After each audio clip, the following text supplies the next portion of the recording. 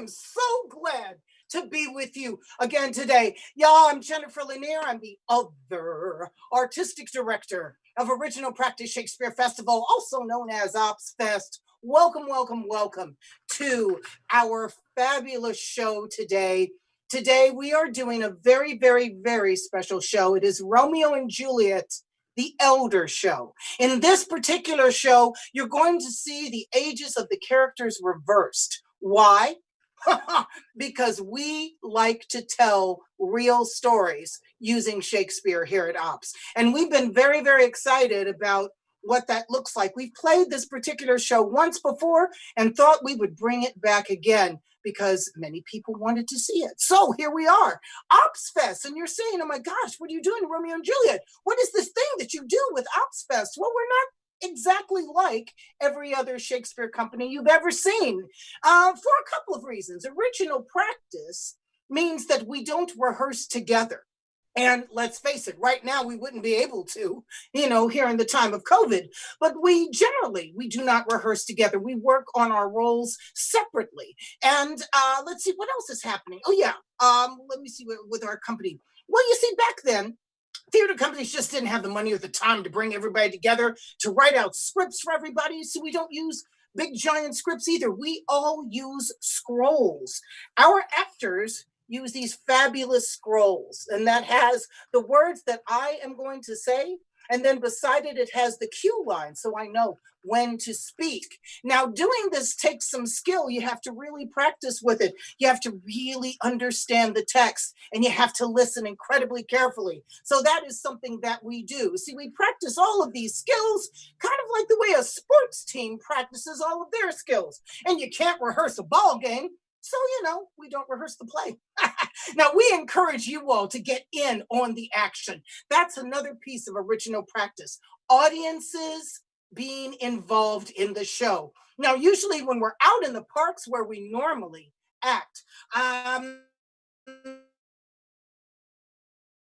we have audiences booing and cheering and tossing things to us. We can't do that here. So what you are going to do is on whichever platform you're watching from, whether it's Facebook or YouTube, you're going to comment. That's how you let us know that you're watching. That's how you let us know that you're listening. And that's how you let us know that you're thinking about what's going on. Now, Brian and Isaac and I are going to be looking in on these comments on Facebook. And also Isaac is going to be going in and checking out the YouTube comments. So we will be following and responding back and forth with you, just like we were in the park. So actually, even more so, I think. Now, all of our shows, whether they're in the parks or here online, are admission free because we believe that Shakespeare should be accessible to as many people as possible. Now, the way that we make this happen, because, hey, we're a professional company, which means we got to get paid, right?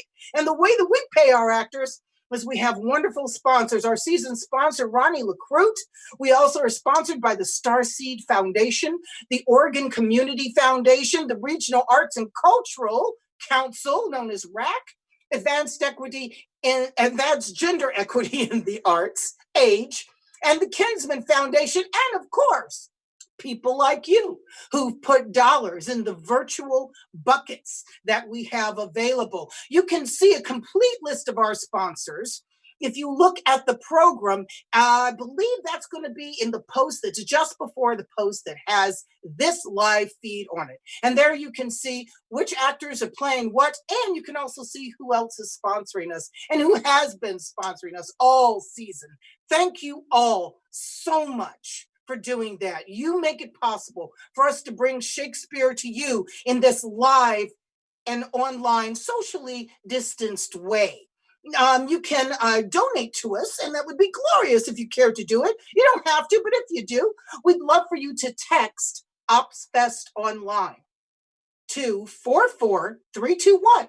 That's an easy way to do it. You can also go to our website, opsfest.org, and check any of the donation possibilities we have there. Or if you feel more comfortable with an old-fashioned check, go to opsfest.org and we can show you where you can send a check to us. We are just excited to be here. I'm looking across at all of my colleagues and they're just raring to go. But how do we keep all of this mayhem together? How do we manage with this unrehearsed thing to keep it all going? We use something else that they used back in the day in original practice. We use an on-stage prompter. Now, this person is sort of your host for the show. Their job is to keep everything running smoothly. They help us when we make mistakes or lose our place, and they stop the action when there are technical difficulties that have to be addressed while keeping you entertained. And today,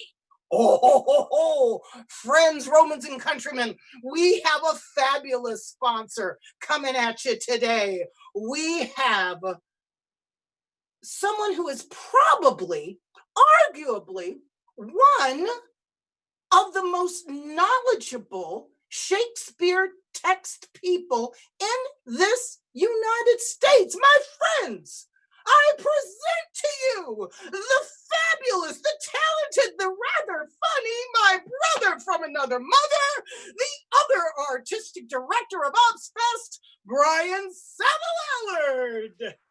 Oh, we are back.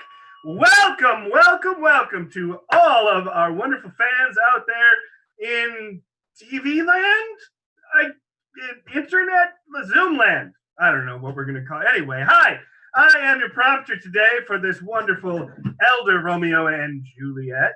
My name is, in fact, Brian Saville-Allard. I am the one person in this entire show who has access to the full script. I'm going to be following along, making sure that people keep to what they're supposed to do, helping them out when they get lost. Jen, I already told you everything I'm going to do, so why do I even need to explain it to you?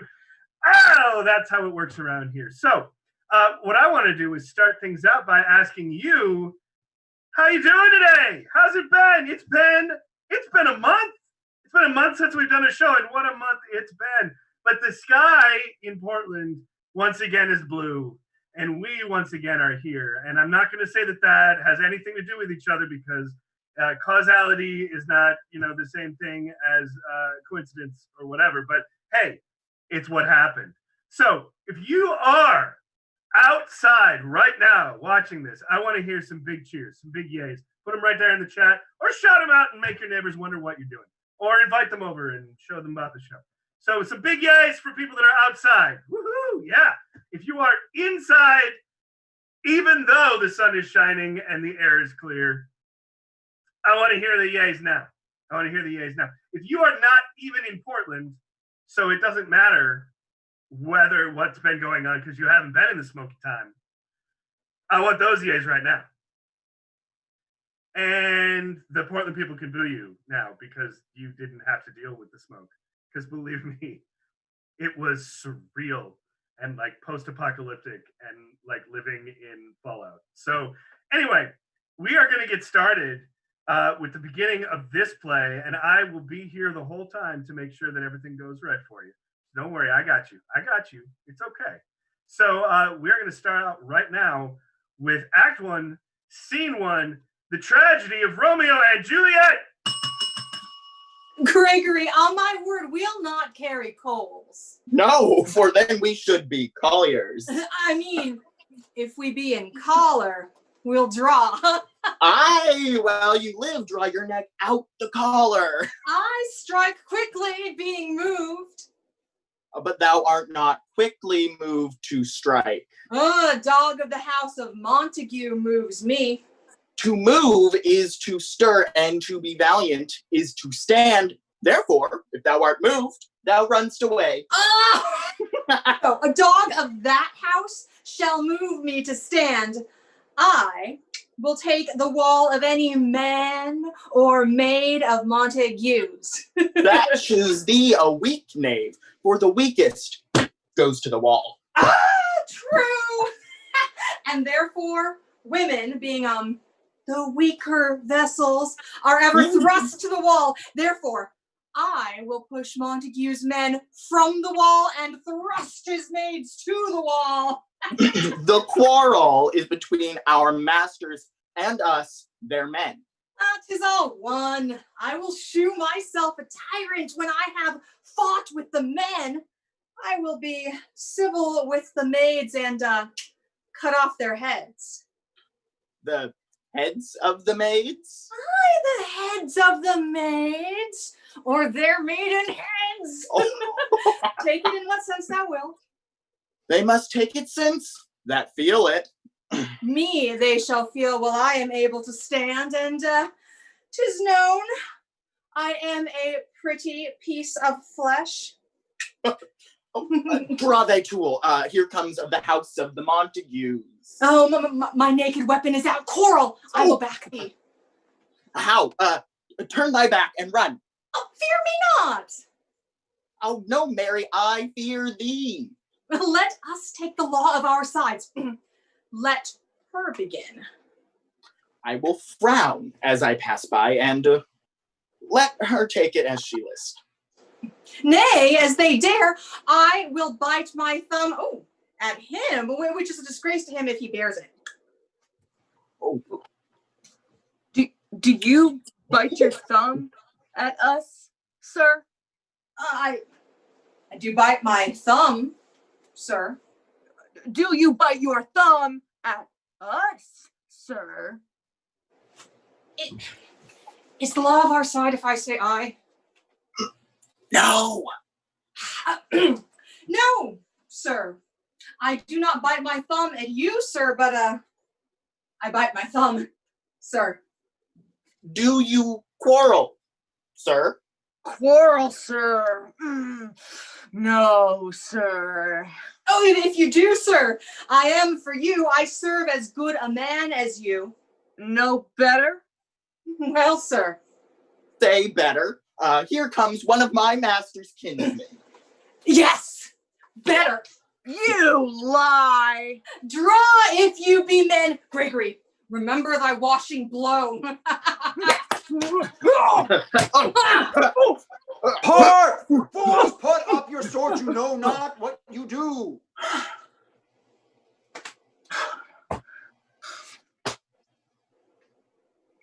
What? What art thou drawing these heartless hinds? They turn even Romeo, and look I upon do thy but keep death. the peace. Put up thy sword or manage it to part these fools with me. Oh, what? Draw and talk of peace. I hate the word as I hate hell. Oh, Montagues, and thee, have at thee, coward! What noise is this? Give me my long sword. Ho! A grudge, why call you for a sword? My sword, I say! Old Montague is coming, flourishes the blade in spite of me. Thou villain, Capulet! Hold me not! Let me go! No, thou shalt not stir a foot to seek a foe.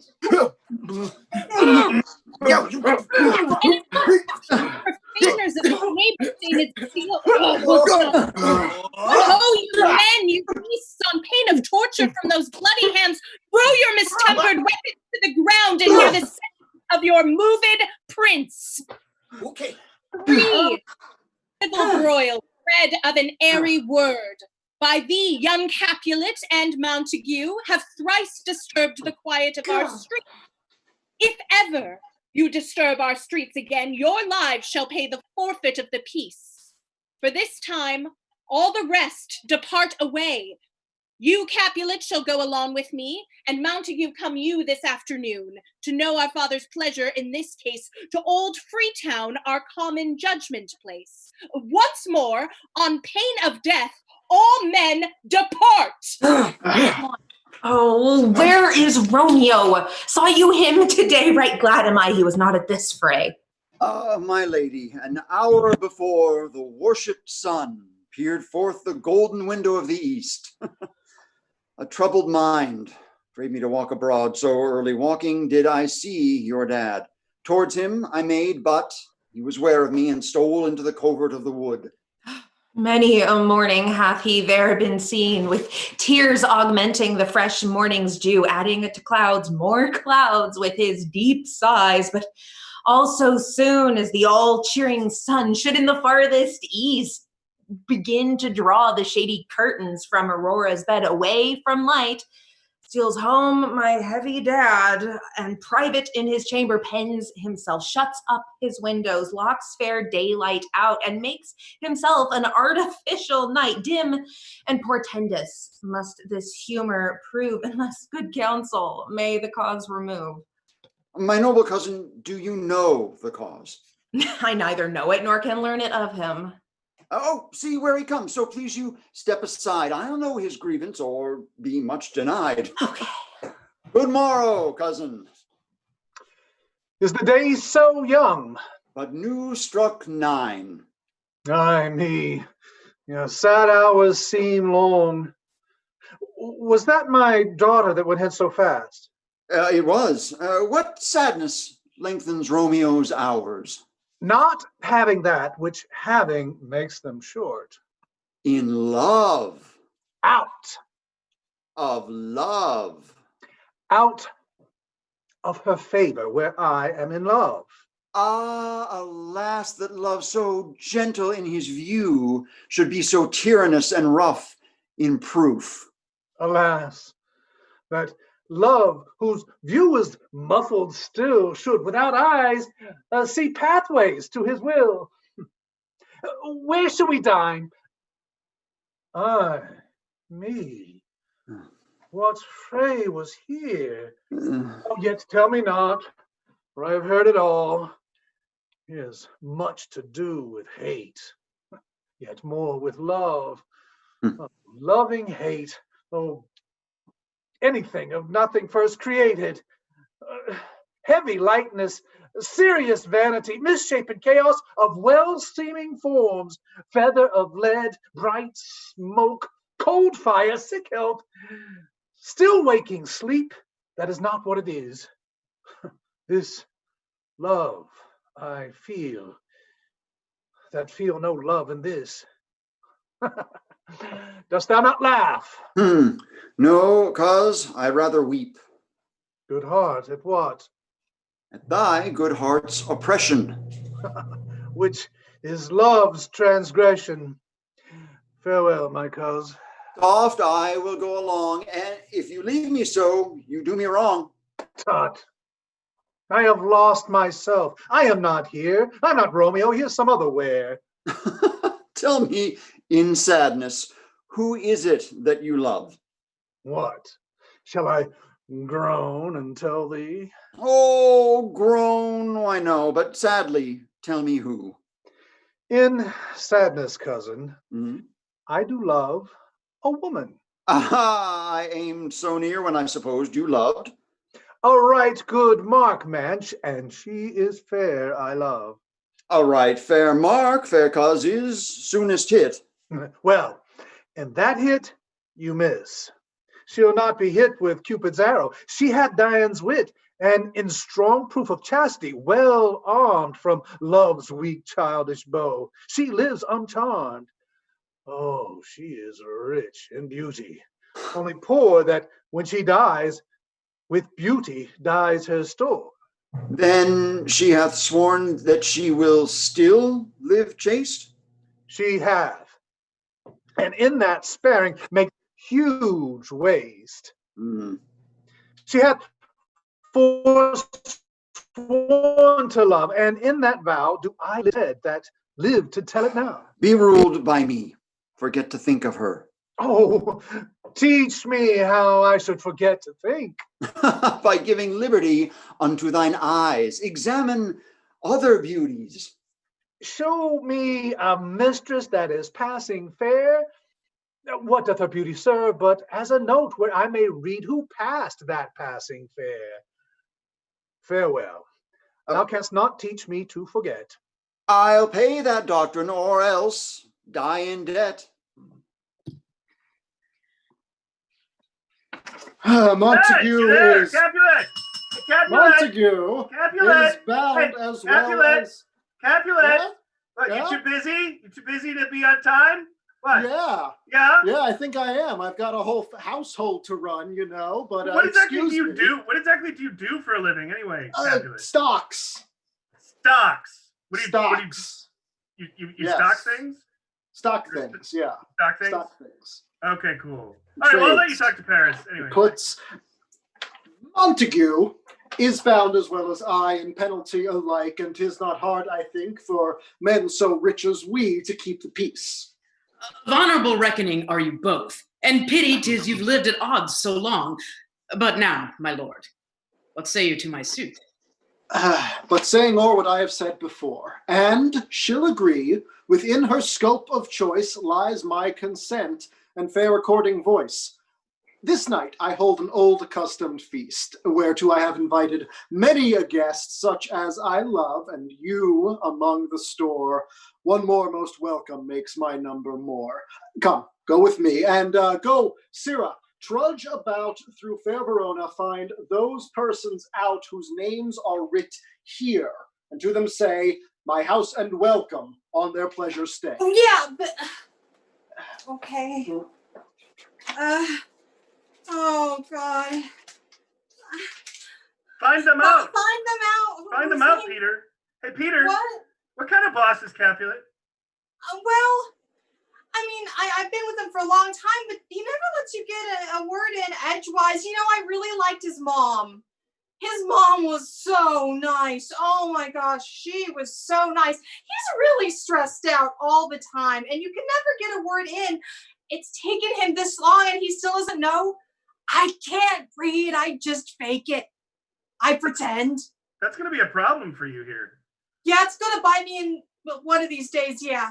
Right, yeah, well, it's going to bite me in the butt. It's true. I'll let you go. Good luck. Okay. Yeah, well, speaking of, find them out whose names are written. But I am sent to find those persons whose names are writ, and I can never find what names the writing person hath here writ, because as before stated, I can't read. I must to the learned in good time. Oh. Tut man. Tut man. Tut man. One fire burns out, another's burning. One pain is lessened by another's anguish. Take thou some new infection to the eye, and the rank poison of the old will die. Your plantain leaf is excellent for that. For what, I pray thee? For your broken shin. Ow! Romeo, art thou mad? Not mad, but bound more than a madman is, shut up in prison, kept without my food, whipped and tormented, and got in, good fellow? Got in! He got in. I pray, sir, can you read? I, mine own fortune in my misery. Oh, perhaps you have learned it without book. But I pray, can you read anything you see? I, if I know the letters and the language. Oh, you say honestly, rest ye merry. Stay, fellow. Huh? I can read. Oh, here. Signor Martino and his wife and daughter, Count Martino. Anselmi, and his beauteous sisters, the lady widow of Vertulio, Signor Placencio, his lovely nieces, Mercutio, and his brother Valentine, Capulet and his wife and daughters, my fair niece Rosaline, Lydia, Signor Valencio and his cousin Tybalt, Lucio, and the lively Helena.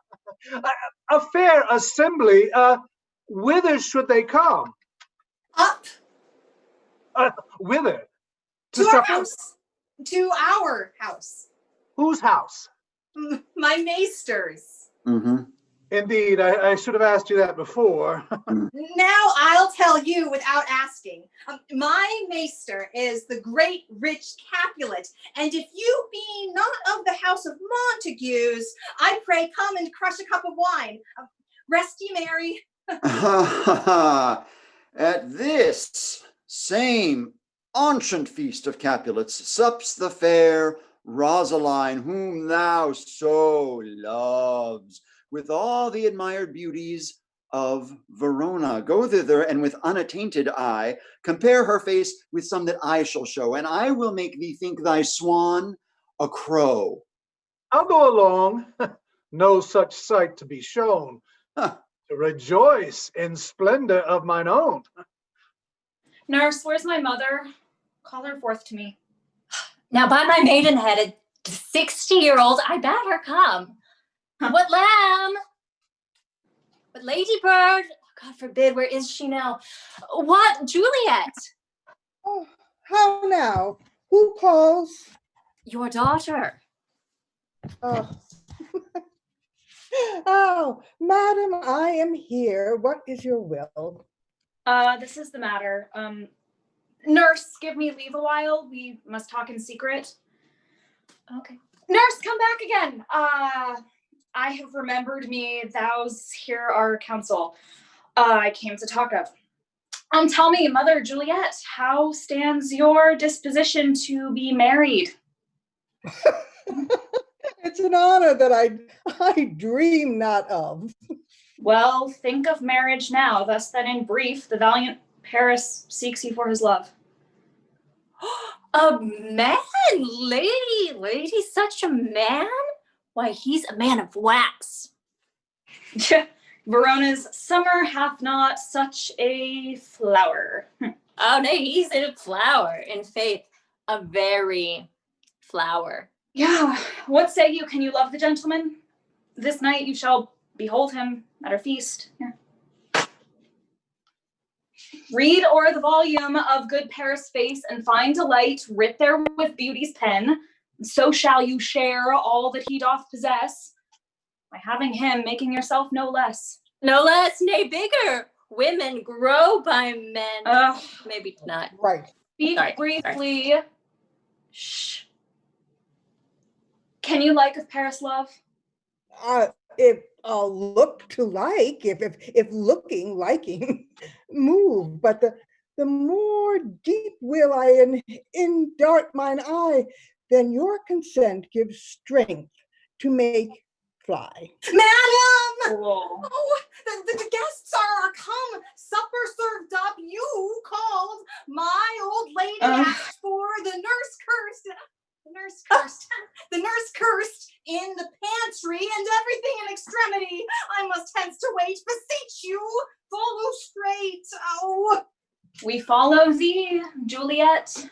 County stays. Go, girl. Seek happy nights to happy days. Give me a torch! Seriously, somebody give me a torch. I need to go explore a dungeon. Anybody got a torch for me? No? Oh, I see Romeo there has yeah, but you're muted there, Romeo. Romeo, we can't hear you because you're muted. Okay, go ahead. Give me the torch, yes. Thank you. I am not for this ambling being, but heavy, I will bear the light. Oh, nay, gentle Romeo. We must have you dance. Not I. Believe me. You have dancing shoes with nimble soles. I have a soul of lead, so stakes me to the ground I cannot move. Bah, you are a lover. Borrow Cupid's wings and soar with them above a common bound. I am too sore pierced with his shaft to soar with his light feathers, and too bound I cannot bound a pitch above a dull woe. Under love's heavy burthen do I sink. And to sink in it should you burthen love. Too great oppression for a tender thing. Love a tender thing? It is too rough, too rude, too boisterous, and pricks like a thorn. Oh, if love be rough with you, be rough with love. Prick love for pricking, and you beat love down. Give me a case to put my visage in. Come, knock and enter, and no sooner in, but everyone betake her to their legs. And we mean well in going to this mass, but 'tis no will to go, no wit to go. Why, may one ask? I dreamt a dream tonight. And so did I. Well, what was yours? That dreamers often lie? In bed, asleep, while they do dream things true. Oh, then I see Queen Mab hath been with you. She is the fairy's midwife, and she comes in shape no bigger than agate stone on the forefinger of an alderman, drawn with a team of little atomies over men's noses as they lie asleep. Her wagon smokes made of long spinner's legs, the cover of the wings of grasshoppers. Her traces of the smallest spider's web are colors of the moonshine's watery beams. Her whip of cricket's bone, the lash of Philome.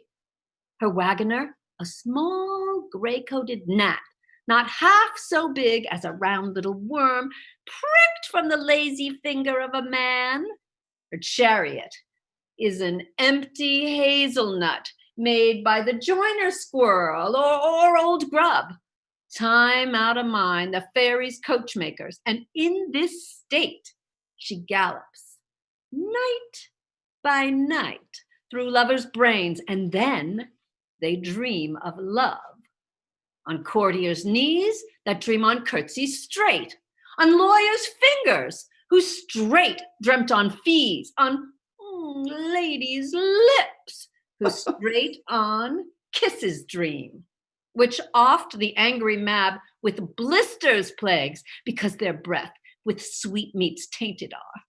Sometime she driveth o'er a soldier's neck, and then dreams he of cutting foreign throats, of breeches, ambuscados, Spanish blades, of healths 5 fathoms deep, and then anon drums in his ears, at which he starts and wakes, and being thus frighted, swears a prayer or two and sleeps again. This is that very Mab that plats the manes of horses in the night, and bakes the elk locks in foul sluttish hairs which once untangled, much misfortune bodes. This is the hag, when maids lie on their backs, that presses them and learns them first to bear, making them women of good carriage. This is she. Peace, peace, good Mercutio. Peace. Thou talk'st of nothing. True, I talk of dreams, which are the children of an idle brain, begot of nothing but vain fantasy, which is as thin of substance as the air, and more inconstant than the wind. This wind you talk of blows us from ourselves. Supper is done, and we shall come too late. I fear too early, for my mind must give some consequence hanging in the stars. Shall bitterly begin his fearful date with this night's revels, and expire the term of a despised love closed in my breast by some vile forfeit of untimely death. But he that hath the steerage of my suit, direct my sails. On, lusty gentlemen. Strike drum! Oh, mistress mine, where are you roaming? Oh, stay and hear your true love's coming, that can sing both high and low. Trip no further, pretty sweeting, journeys end in lovers' meeting. Every wise man's son doth know what is love. It is not hereafter. Present birth hath present laughter. What's to come is still unsure, and delay there lies no plenty. Then come kiss me sweet and 20. Youth's stuff will not endure. Youth's stuff will not endure.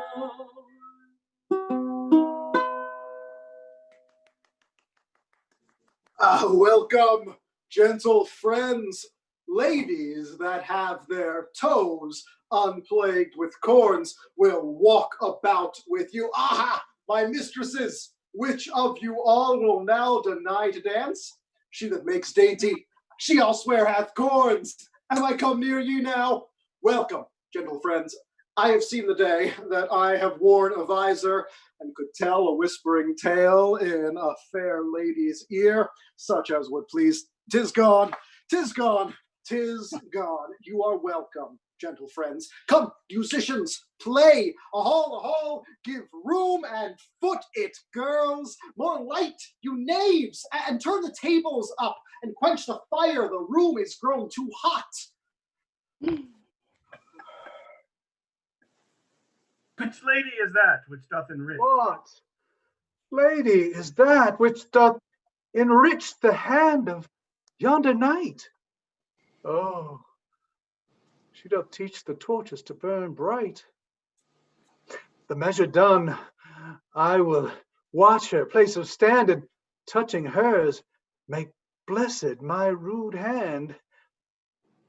Did my heart love till now? Forswear its sight, for I never saw true beauty till this night. This by his voice, tilt. This, by his voice, should be a Montague. Hey, fetch me my rapier, boy. What dares the knave come hither, covered with an antique face, to fleer and scorn at our solemnity? Now, by the stock and honor of my kin, to strike him dead, I hold it not a sin. Why, how now? Kinsman, wherefore storm you so? Nephew, this is a Montague, our foe, a villain that is hither come in spite to scorn at our solemnity this night. Old Romeo, is it? 'Tis he, that villain Romeo. Content thee, gentle uncle. Let him alone.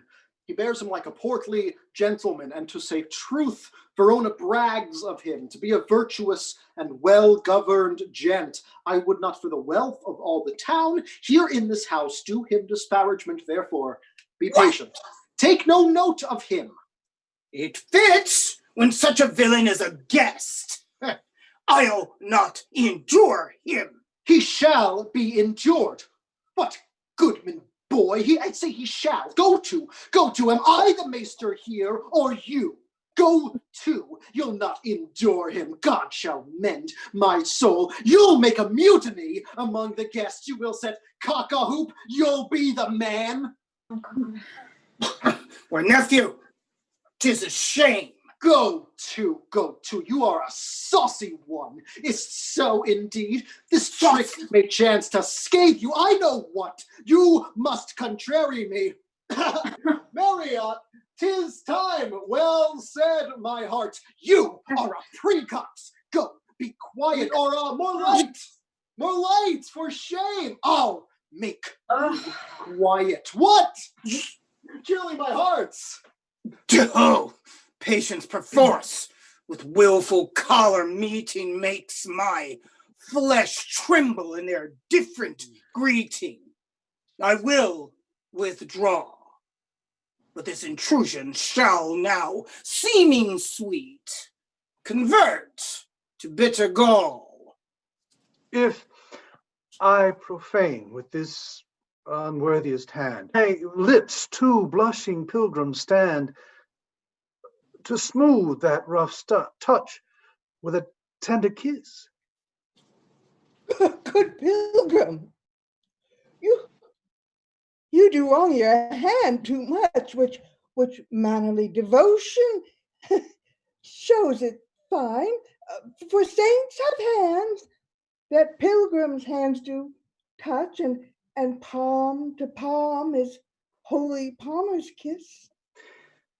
Have not saints lips and palmers too? Aye, pilgrim, lips that they must use in prayer. Oh, then, dear saint, let lips do what hands do. They pray, grant thou, lest faith turn to despair. Saints do not move, so grant for prayer's sake. Then move not, while my prayers effect I take. Thus, from my lips to by thine, my sin is purged. Oh, oh, then have on my lips the sin that they have took. Sin from my lips?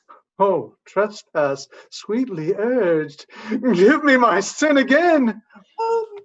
You kissed by the book. Madam, your daughter craves a word with you. What is her daughter? Oh, Mary. Bachelor? Her daughter is the lady of the house. Good lady, wise and virtuous.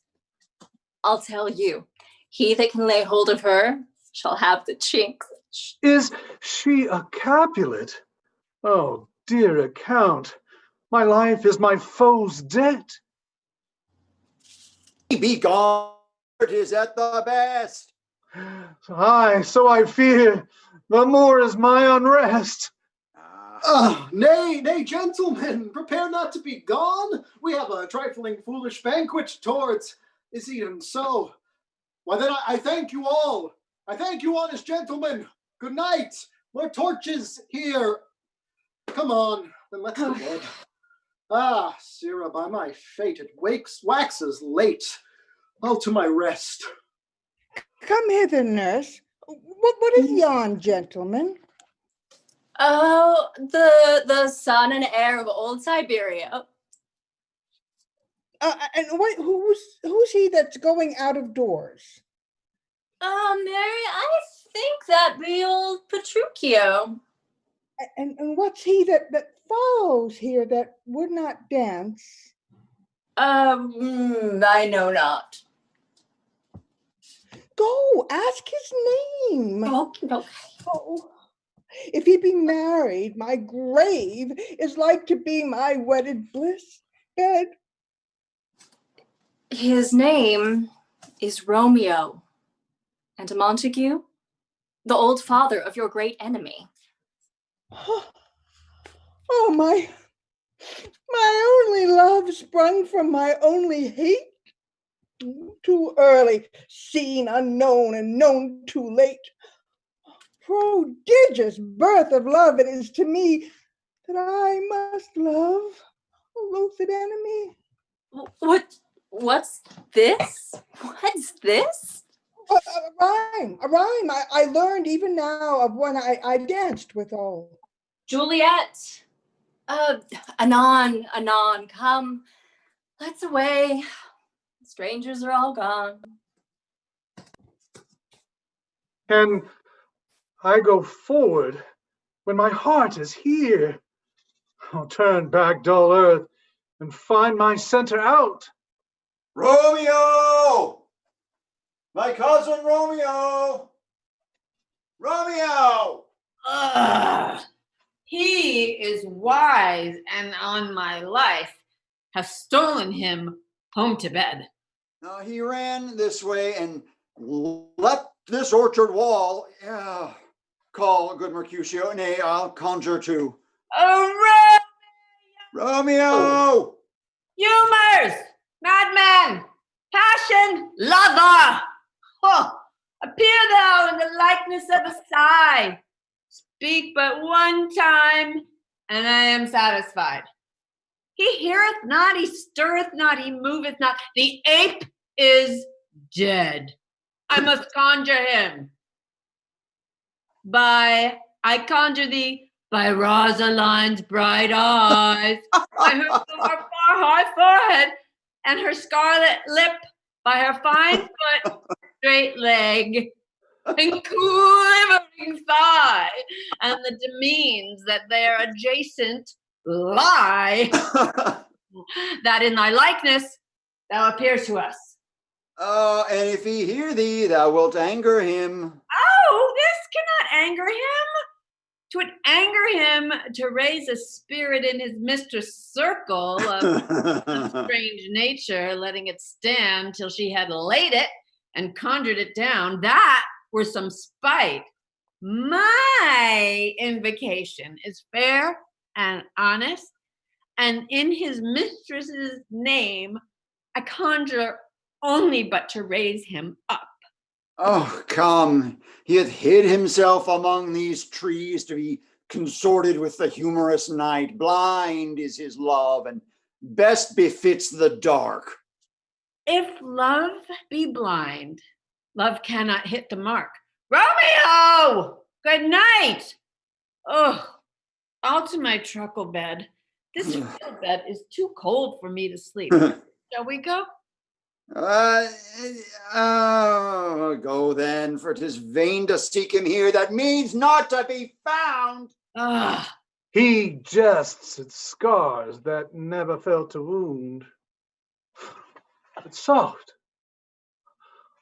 What light through yonder window breaks? It is the east, and Juliet the sun. Arise, fair sun, and kill the envious moon, who is already sick and pale with grief that thou, her maid, art far more fair than she. Oh, be not her maid, since she is envious. Her vestal livery is but sick and green, and none but fools do wear it. Cast it off. It is my lady. It is my love. Oh, that she knew she were. She speaks. Yet she says nothing. What of that? Her eye discourses. I will answer it. I am too bold. 'Tis not to me she speaks. Two of the fairest stars, having some business, do entreat her eyes to twinkle in their spheres till they return. What if her eyes were there, they in her head? Oh, the brightness of her cheek would shame those stars as daylight doth a lamp. Her eyes in heaven would through this very region stream so bright that birds would sing and think it not night. Oh, see how she leans her cheek upon her hand. Oh, that I were a glove upon that hand, that I might touch that cheek. Ay me. Oh, she speaks! Oh, speak again, bright angel, for thou art as glorious to this night, being o'er my head, as a winged messenger of heaven. Oh, Romeo, Romeo, oh, wherefore art thou Romeo? Deny thy household and refuse thy name, or if thou wilt not, be but sworn my love, and I'll no longer be a Capulet. Shall I hear more, or shall I speak at this? Oh, 'tis but thy name that is mine enemy. Thou art thyself, though, not a Montague. Well, what's Montague? It's not hand, nor foot, nor arm, nor face, or be some other name belonging to a man. Oh, what? In a name that which we call a rose, by any other would smell as sweet. So Romeo would, were he not Romeo called, retain that dear perfection which he owes. Without that title, Romeo, doff thy name, and for the name which is not part of thee, take all I take thee at my word. Call me but love, and I will be new baptized. Henceforth I never will be Romeo. What man art thou that screeched the next night, so stumblest in my counsel? By a name? I know not how to tell thee who I am. My name, dear saint, is hateful to myself, because it is an enemy to thee. Had I it written, I would tear the word. Oh, my ears have not yet drunk 100 words of thy tongue's uttering, yet I know the sound. Art thou not Romeo and a Montague? Neither, fair maid, if either thee dislike. Oh, how canst thou hither? Tell me, and wherefore? The orchard walls are high and hard to climb, and the place death, considering who thou art, and if any of my kinsmen find thee here. With love's light wings did I o'erperch these walls, for stony limits cannot hold love out. And what love can do, that dares love attempt. Therefore, thy kinsmen are no start to me. If they do see thee, they will murder thee. Alack, there lies more peril in thine eyes than 20 of their swords. Look thou but sweet, and I am proof against their enmity. I would not for the world that they see you here. I have night's cloak to hide me from their eyes. Oh, and but thou love me, let them find me here. My life were better ended by their hate than death prorogued by wanting of thy love. By whose direction foundest out this place? By love, that did first prompt me to inquire. He lent me counsel, and I lent him eyes. Thou knowest the mask of night is on my face, else would a maiden blush bepaint my cheek. For that which thou hast heard me speak tonight, oh, fain would I dwell on form. Oh, fain deny what I have spoke, but farewell compliment. Oh, dost thou love? I know thou wilt say, aye, and I will take thy word, yet, oh, if thou swearest, thou mayest prove false. At lovers' perjuries, they say Jove laughed. Oh, gentle Romeo, if thou dost love, pronounce it faithfully. Or if thou thinkst I am too quickly won, I'll frown and be perverse and say thee nay, so thou wilt woo. But else not for the world. In truth, fair Montague, I am too fond, and therefore thou mayest think my behavior light, and trust me, gentlemen, I'll prove more true than those that have coying to be strange. I should have been more strange, I must confess, but that thou overheardst ere I was ware my true love's passion. Therefore pardon me, and not impute this yielding to light love, which the dark night hath so discovered. Lady, by yonder blessed moon, I swear the tips were silver, these fruit tree tops. Oh, swear not by the moon, the inconstant moon, that monthly changes in her circled orb, lest that thy love prove likewise variable. What shall I swear by? Do not swear at all. Or if thou wilt swear by thy gracious self, which is the God of my idolatry, and I'll believe thee. If my heart's dear love. Oh, well, do not swear. Although I joy in thee, I have no joy of this contract tonight. It's too rash, too unadvised, too sudden, too like the lightning which doth cease to be ere one can say it lightens. Oh, sweet good night. This bud of love by summer's ripening breath may prove a beauteous flower when next we meet. Good night, good night. As sweet repose and rest come to thy heart as that within my breast. Oh, wilt thou leave me so unsatisfied? What satisfaction can you have tonight? The exchange of thy love's faithful vow for mine.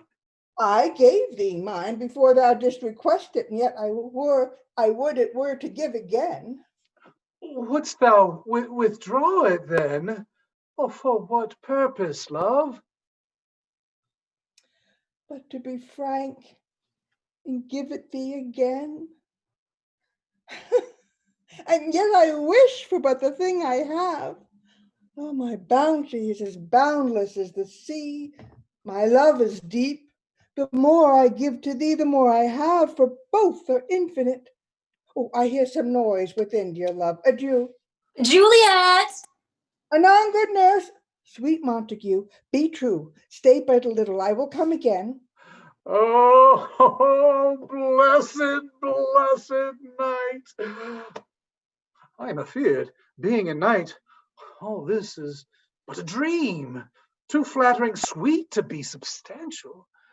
3 words, dear Romeo, and good night indeed.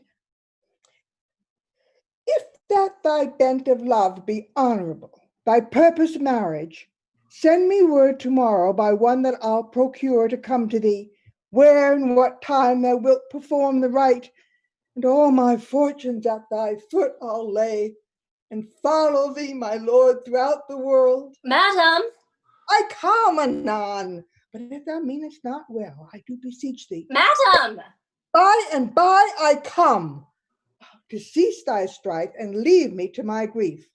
Tomorrow will I send. So thrive my soul. 1,000 times good night. 1,000 times good night. 1,000 times the worse to want thy light. Oh, love goes toward love as schoolboys from their books, but love from love toward school with heavy looks. Romeo. It is my soul that calls upon my name.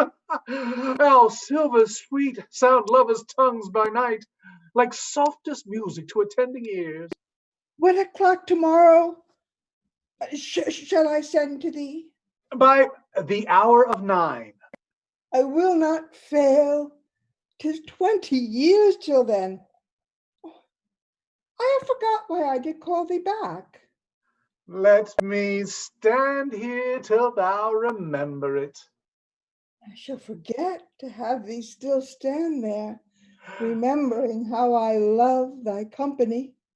And I'll still stand to have thee still forget, forgetting any other home but this. Oh, 'tis almost morning. I would have thee gone, and yet no further than a wanton's bird that lets it hop a little from his hand. I would I were thy bird. Oh, sweet, so would I. Yet I should kill thee with much cherishing. Good night, good night. Parting is such sweet sorrow that I shall say good night till it be morrow. Sleep dwell upon thine eyes. Peace in thy breast.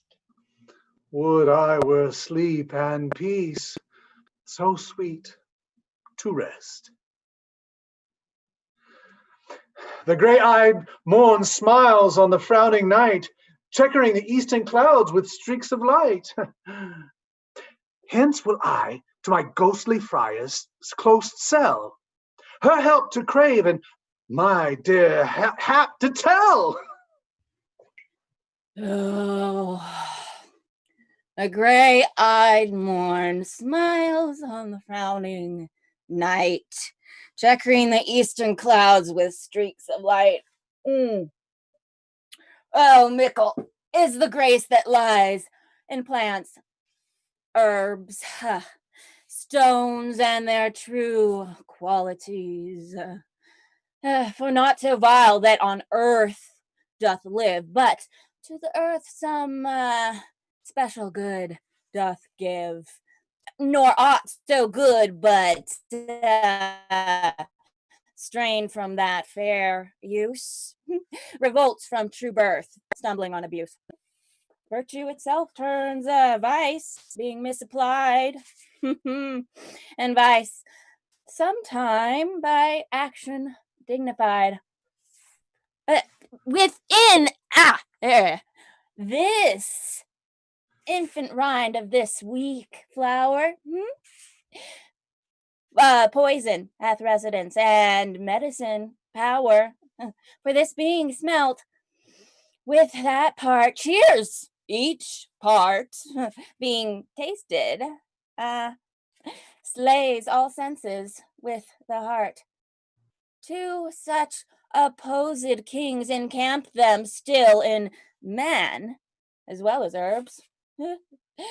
And where the worser is predominant, full soon the canker death eats up the plant.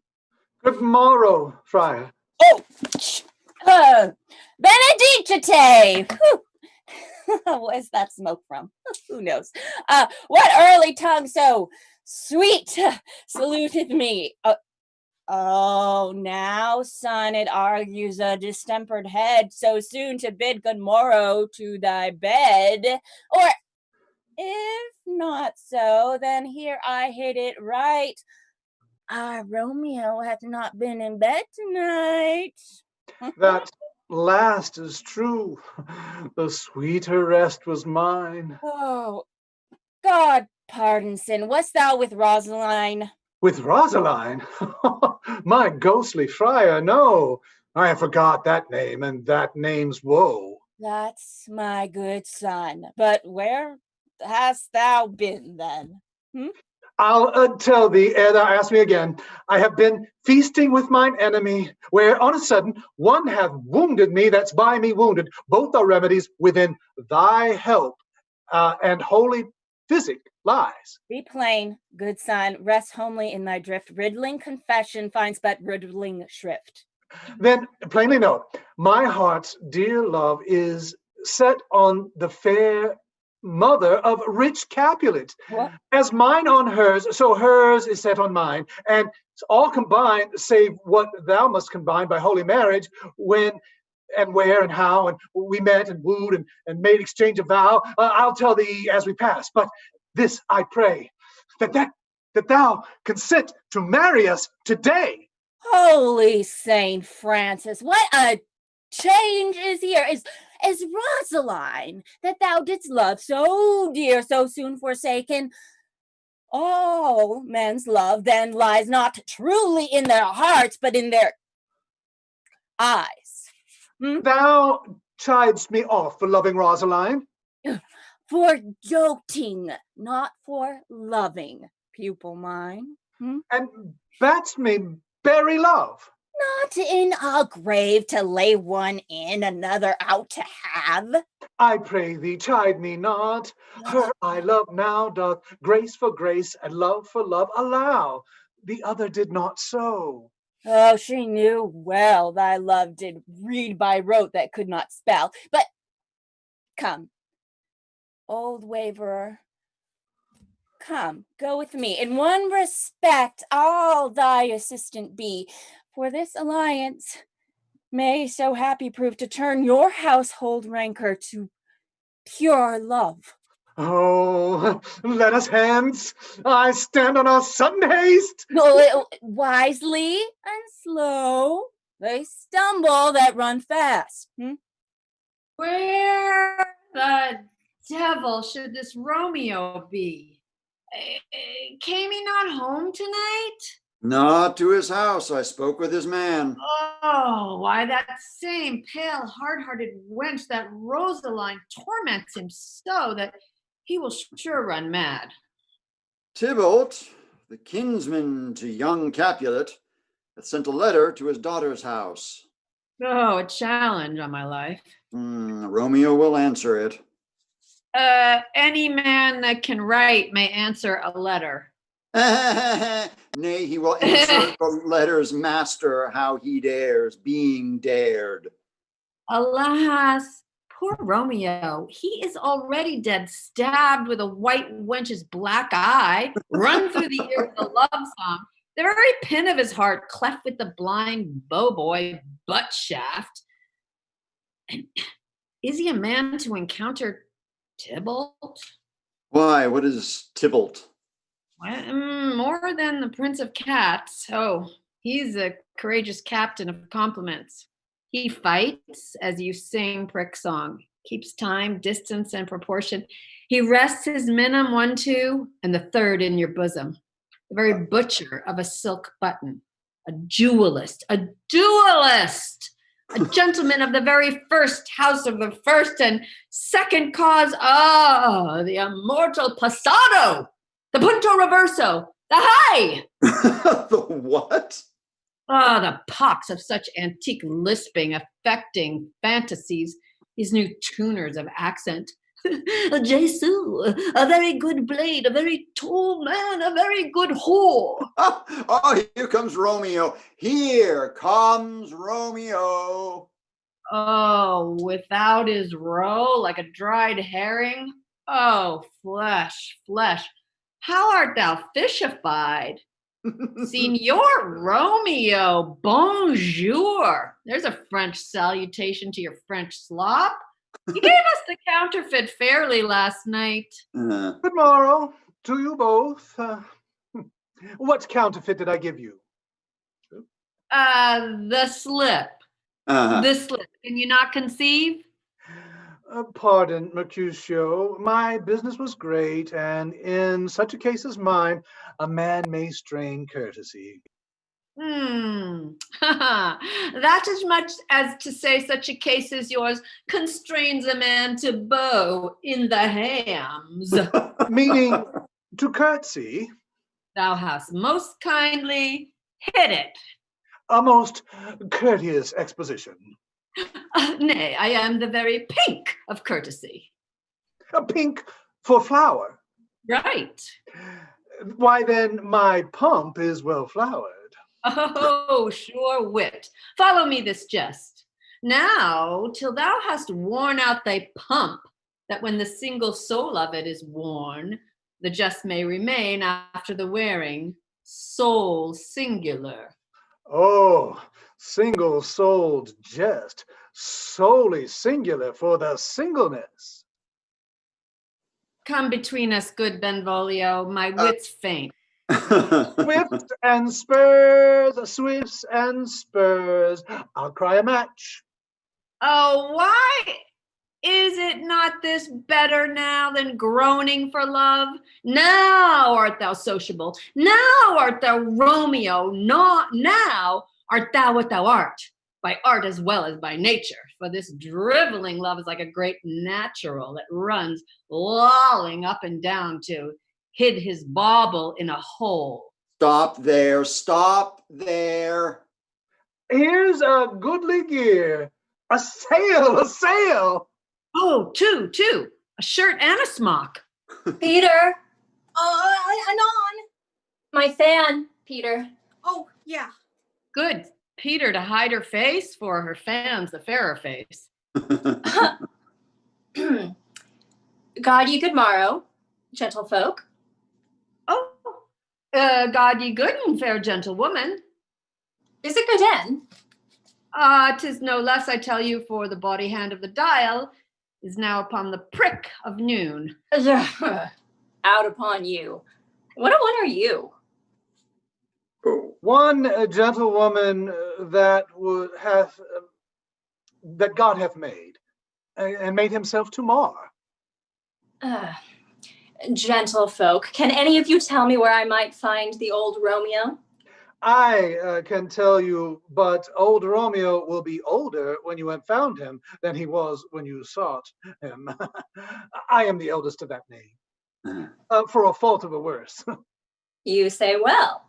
Yea, is the worst well, very well took. If faith, wisely. If you be he, sir, I desire some confidence with you. She will indict him to some supper. Aboard. So ho, Romeo, will you come to your daughters? We'll to dinner thither. I will follow you. Farewell, ancient lady. Farewell, lady. I pray you, sir, what saucy merchant of this that was so full of her ropery? A gentlewoman nurse that loves to hear himself talk, and will speak more in a minute than he will stand to in a month. You know, she speak anything against me, I'd take her down. I were lustier than she is, and 20 such jacks. And if I cannot, I'll find those that shall. Scurvy knave. I'm none of her flirt girls. I'm none of her skeinies mates. And thou must stand by too and suffer every knave to use me at their pleasure? I saw no one use you at their pleasure. If I had, My weapon should quickly have been out. I warrant you, I dare draw as soon as any other one if I see occasion in a good quarrel and the law on my side. No, fore God, I am so vexed that every part about me quivers. Scurvy knave. Pray you, sir, a word. As I told you, my lady bid me inquire you out. What she bid me say, I will keep to myself. But first, let me tell ye, if ye should lead her in a fool's paradise, as they say, it were very gross kind of behavior, as they say. For the gentlewoman is old. Therefore, if you should deal double with her, it were truly a very ill thing to be offered to any gentlewoman, and a very weak dealing. Nurse, commend me to thy lady, and mistress, I protest thee. Oh, good hearty faith, I will tell her as much. Oh, Lord, she will be a happy woman. What wilt thou tell her, nurse? Thou dost not mark me. I will tell her, sir, that you protest, which, as I take it, is a gentlemanlike offer. Bid her devise some means to come to Shrift this afternoon, and there she shall, at Friar Lawrence's cell, be shrived and married. Here is for thy pains. Oh, truly, sir, not a penny. Go to, I say you shall. Well, this afternoon, sir, she shall be there. Farewell. Commend me to thy mistress. Aye, 1,000 times. Peter, I'm on! Before and apace. Oh. The clock struck 9 when I did send the nurse. In half an hour she promised to return. Perchance she cannot meet him. Oh no, that's not so. Oh, she is lame. Love's herald should be thoughts, which 10 times faster glides than the sun's beams, driving back shadows over lowering hills. 3 long hours, yet she has not come. Had she affections and warm, mature blood, she would be as swift in motion as a ball. My words would bandy her to my sweet love, and his to me. But millennials, many feign as they were dead, unwieldy, slow, heavy, and pale as lead. Oh God, she comes! Oh, funny news, nurse, what news? Hast thou met with him? Oh, send thy girl away. Peter, stay at the gate. Oh, now, sweet nurse. Oh, Lord, why lookest thou sad? Though news be sad, yet tell them merrily. If good, thou shamest the music of sweet news by playing it to me with so sour a face. I am weary. Give me leave a while. Oh, fie, how my bones ache.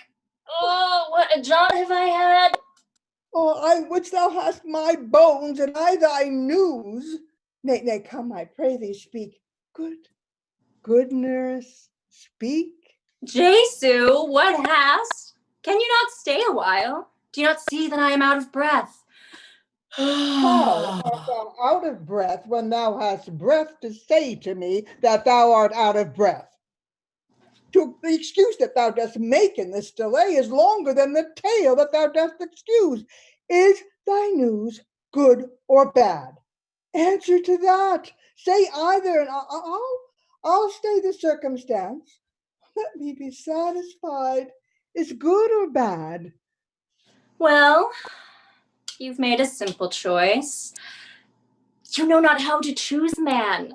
Romeo, no. Okay, though his face be better than any man's, yet his legs excel all old men's.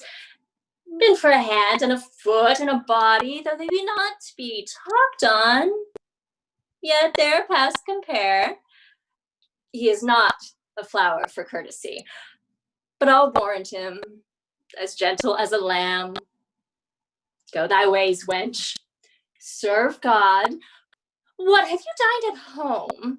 No, no, but all this did I know before. What says he of our marriage? What of that? Oh, Lord, how my head aches. Oh, what a head have I. It beats as it would break into 1,000 pieces. My back. My back. No, other side. Oh, my back. My back. Beshrew your heart to set me catch my death with jaunting up and down. Faith, I'm sorry that thou art so well. Sweet nurse, tell me, what says my love? Your love says, like an honest gentleman, and a kind, and a courteous, and I warrant a handsome, and a virtuous. Where is your daughter? Where is my daughter? Mm-hmm. Why, she's within. Where should she be?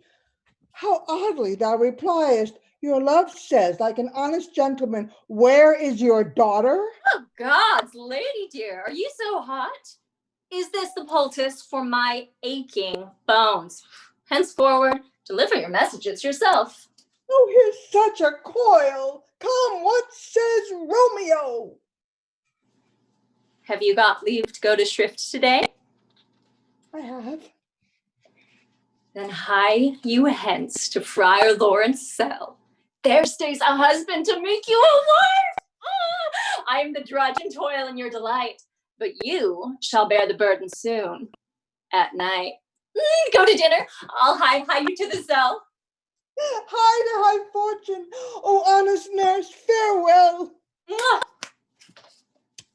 So smile the heavens upon this holy act, that after hours with sorrow chide us not.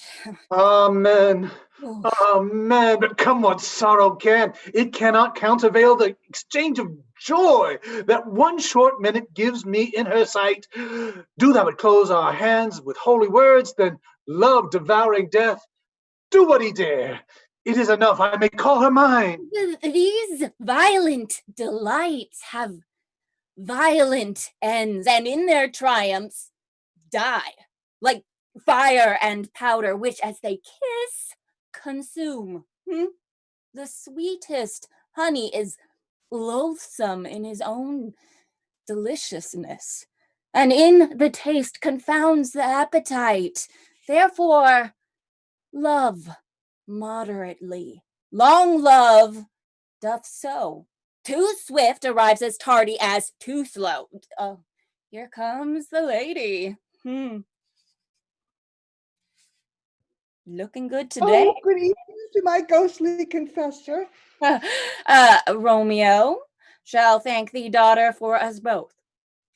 Oh, as much to him, else in his thanks too much, but my true love is grown to such excess, I cannot sum up some of half my wealth.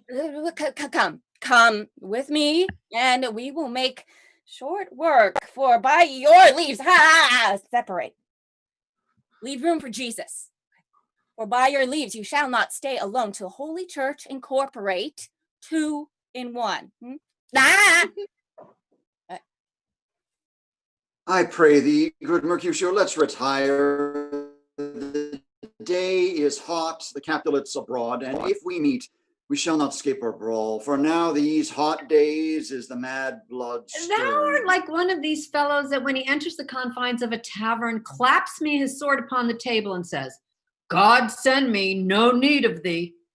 And by the operation of the second cup, draws him on the drawer, when indeed there is no need. Am I like such a fellow? Come. Thou art as hot as a jack in thy mood, as any in it. Are you like such a fellow? I don't think so. You sound like a cyborg and it's frightening. Do you do things like that? I don't think so, but maybe after a second cup. I don't know. He's hot. He's hot. I didn't realize. He's not. But my question is, do you have a hot I sometimes I wake up and things have happened. I don't understand them, but I don't know. Maybe. You're possibly a werewolf. Awesome. Let's move on to Mercutio. Come, thou artist. Come. Thou art as hot a jack in thy mood as any in Italy, and as soon moved to be moody, and as soon moody to be moved. And what too? Nay, and there were two such, we should have none shortly, for one would kill the other. Why thou wilt quarrel with the man that hath a hair more or a hair less in his beard than thou hast. Oh. Thy head is as full of quarrels as an egg is full of meat, and yet thy head hath been beaten as addle as an egg for quarreling. Thou hast quarreled with a man for coughing in the street, because he has wakened thy dog that hath lain asleep in the sun. Didst thou not fall out with the tailor for wearing his new doublet before Easter, with another for tying his new shoes with old riband, and yet thou wilt tutor me for quarreling? And were I so apt to quarrel as thou art, oh, by my head, here comes the Capulets. Oh, by my heel, I care not. Aha, follow me close, for I will speak to them. Gentles. Gooden, a word with one of you. Oh, but one word with one of us? Mm. Couple it with something. Make it a word and a blow. Oh. You shall find me apt enough to that, girl. And you will give me occasion. Could you not take some occasion without giving? Mercutio, thou consortst with Romeo. Concert? What dost thou make us, minstrels, and thou make minstrels of us? Look to you nothing but discords. Here's my fiddlestick. Here's that. Shall make you dance. Come, concert. We talk here in the public haunt of men. Either withdraw unto some private place, or reason coldly of your grievances, or else depart. Here all eyes gaze on us.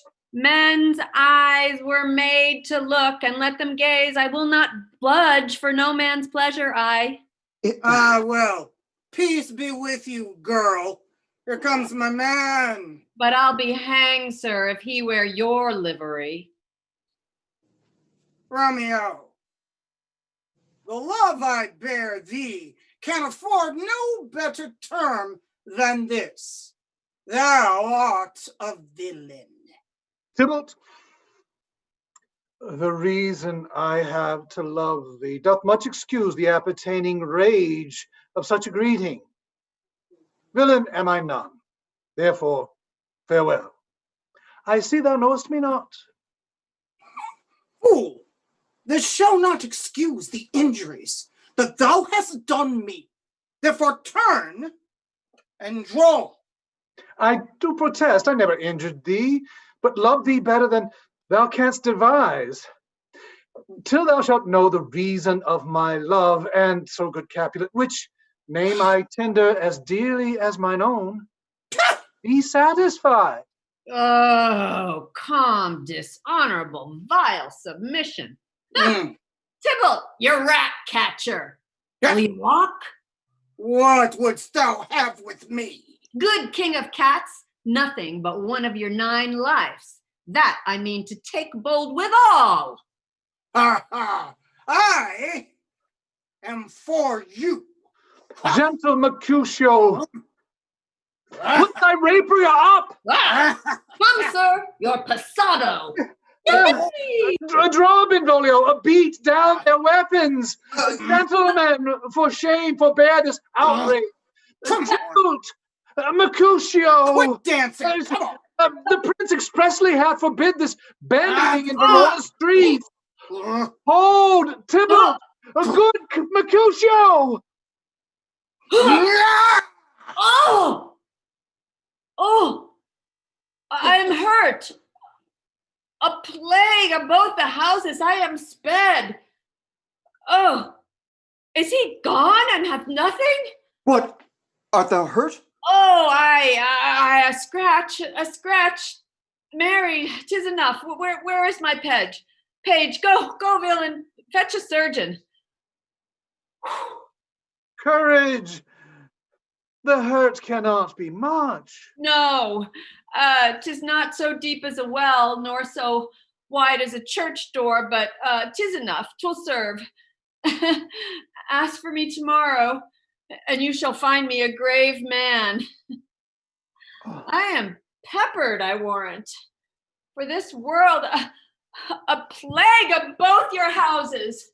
Oh, what a dog, a rat, a mouse, a cat to scratch a man to death, a braggart, a rogue, a villain that fights by the book of arithmetic. Oh, why the devil came you between us? I was hurt under your arm. I thought all for the best. Oh, help me into some house. Benvolio! Oh, or shall faint. A plague of both your houses. This have made me worm's meat of me. I have it. And soundly. Oh, to your houses. The gentleman, the prince's near ally, my very friend, have got his mortal hurt in my behalf. My reputation stained with Tybalt's slander. Tybalt! That an hour hath been my cousin's, oh, sweet Juliet, my beauty hath made me effeminate, and my temper softened, valor steel. Oh, Romeo! Romeo, brave Mercutio is dead. That gallant spirit hath aspired the clouds, which too untimely here did scorn the earth. This day's black fate on more days doth depend, but this but begin, the two others must end. Here comes the furious Tybalt back again. He gone in triumph, and Mercutio slain. Away to heaven, respective lenity, and fire and fury be my conduct now. Now, Tybalt, take that villain back again that late thou gavest me, for Mercutio's soul is but little way above our heads. Stay for thine to keep him company. Either thou or I or both must go with him. Thou wretched fool that didst consort her here, shall with her hence. This shall determine that.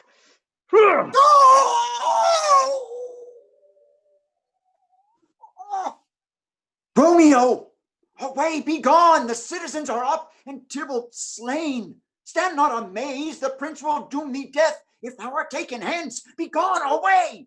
Oh, I am fortune's fool. Why dost thou stay?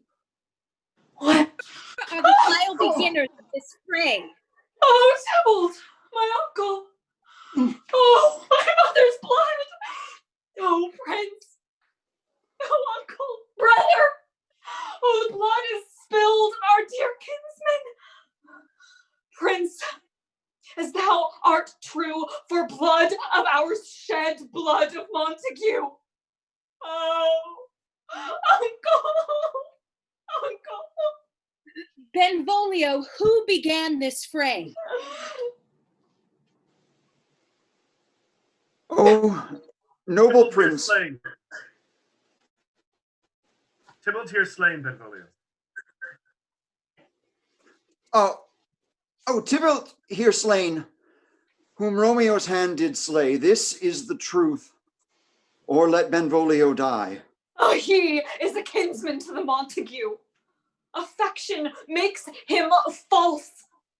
He speaks not true. I beg for justice, which thou, prince, must give. Romeo slew Tybalt. Romeo must not live. Romeo slew him, he slew Mercutio, who now the price of his dear blood doth owe. And not Romeo, Prince. He was Mercutio's friend. His fault concludes, but what the law should end the life of Tybalt. And for that offense, immediately we do exile him hence. I have an interest in your heart's proceeding. My blood for your rude brawls doth lie a bleeding. Let Romeo hence in haste, else when he is found, that hour is his last. Bear hence this body, and attend our will. Mercy, not murders, pardoning those that kill. And that, ladies, gentlemen, and gentlethems, is halftime. Halftime, everyone. And this play is going to change. It's not as funny anymore. Oh, it's true. That is what happens at halftime. All right, folks, it's Jennifer Lanier again, and I am here to talk you through this this halftime that we have here. Yes, Romeo and Juliet does take a bit of a turn at this point, but I wanted to bring up a different note right now, and that I am very excited again to let you know that this is a wonderful place for us to be. We're excited to get to do a show for you all. And a few of my friends today, and I was very excited to chat with a couple of folks. It was a delight to chat with David a little bit back and forth, and I wanted to welcome him back again. So many people are here, and it's a delight. Folks were asking about the swag that they saw. There's quite a bit of op swag available to you. Oh, and of course, feel free to take the break that you need to take right now, friends. You can take a break, a bio break, as we refer to them, meaning many, many things, including getting yourself some libation and a bit of nourishment, if you will. And also to consider, if you will, donating, to Ops Fest. This is how we get our money. We write grants and we get donations from our audience so that we can pay our actors and our stage managers and the people who keep us running. This is what we do. Now, some of the swag, as people have mentioned, I have a little sign, and I hope that you can read it. If you cannot, I can bring the camera closer in. But this is where you can attain some ops swag right now. If you go to Ink My Order, inkmyorder.com/opsfest/shop/home, then you too will have a way to acquire some interesting ops swag. And it is something that benefits us as well. We are also going to be beginning a Patreon. And some of you are familiar with this. There are many artists around the country who use Patreon to help support them. And OpsFest is going to dive into this. We are going to have some monthly wonderment for our patrons, our Patreons, our Patreonics, the folk who support us. We're going to have some monthly events for you to participate in. Some times where you get to have some question answer with our various company members, some opportunities for some small performances that we will do just special for our Patreon friends, and some other surprises that we are putting together just for you, particularly in the off season, because that's where we're headed, folks. We're headed to that time when we will not have Shakespeare all the time. This was a little respite from that, having the opportunity to do this particular elder Romeo and Juliet. And I'm excited to hear from you in the comments about what you think about this particular production so far. We are always happy to hear from you because, it's a little lonely doing this kind of work out here because we can't really see you. We only know that you're here when we see you in the comments. And so I'm going to keep this up while I'm talking today, but I wanted to respond to a couple of people. Yes, the demon voice that was coming out of Brian was absolutely not planned. This was another something that happens sometimes with our technology. We apologize for any inconvenience it may have caused your ears and your sensibilities. But I believe we have the problem solved now. It's really interesting when the prompter, who is supposed to take us through difficulties and technical problems on stage, ends up having a technical problem. But it has been solved and all is well now. Let's see. Yes, Sharon. He did sound like he was from Mars. Absolutely. But you know, that's just one of the few things that we get to do here that we don't get to do out in the parks. Elena, I have to admit, I think Mercutio is my favorite character in Romeo and Juliet.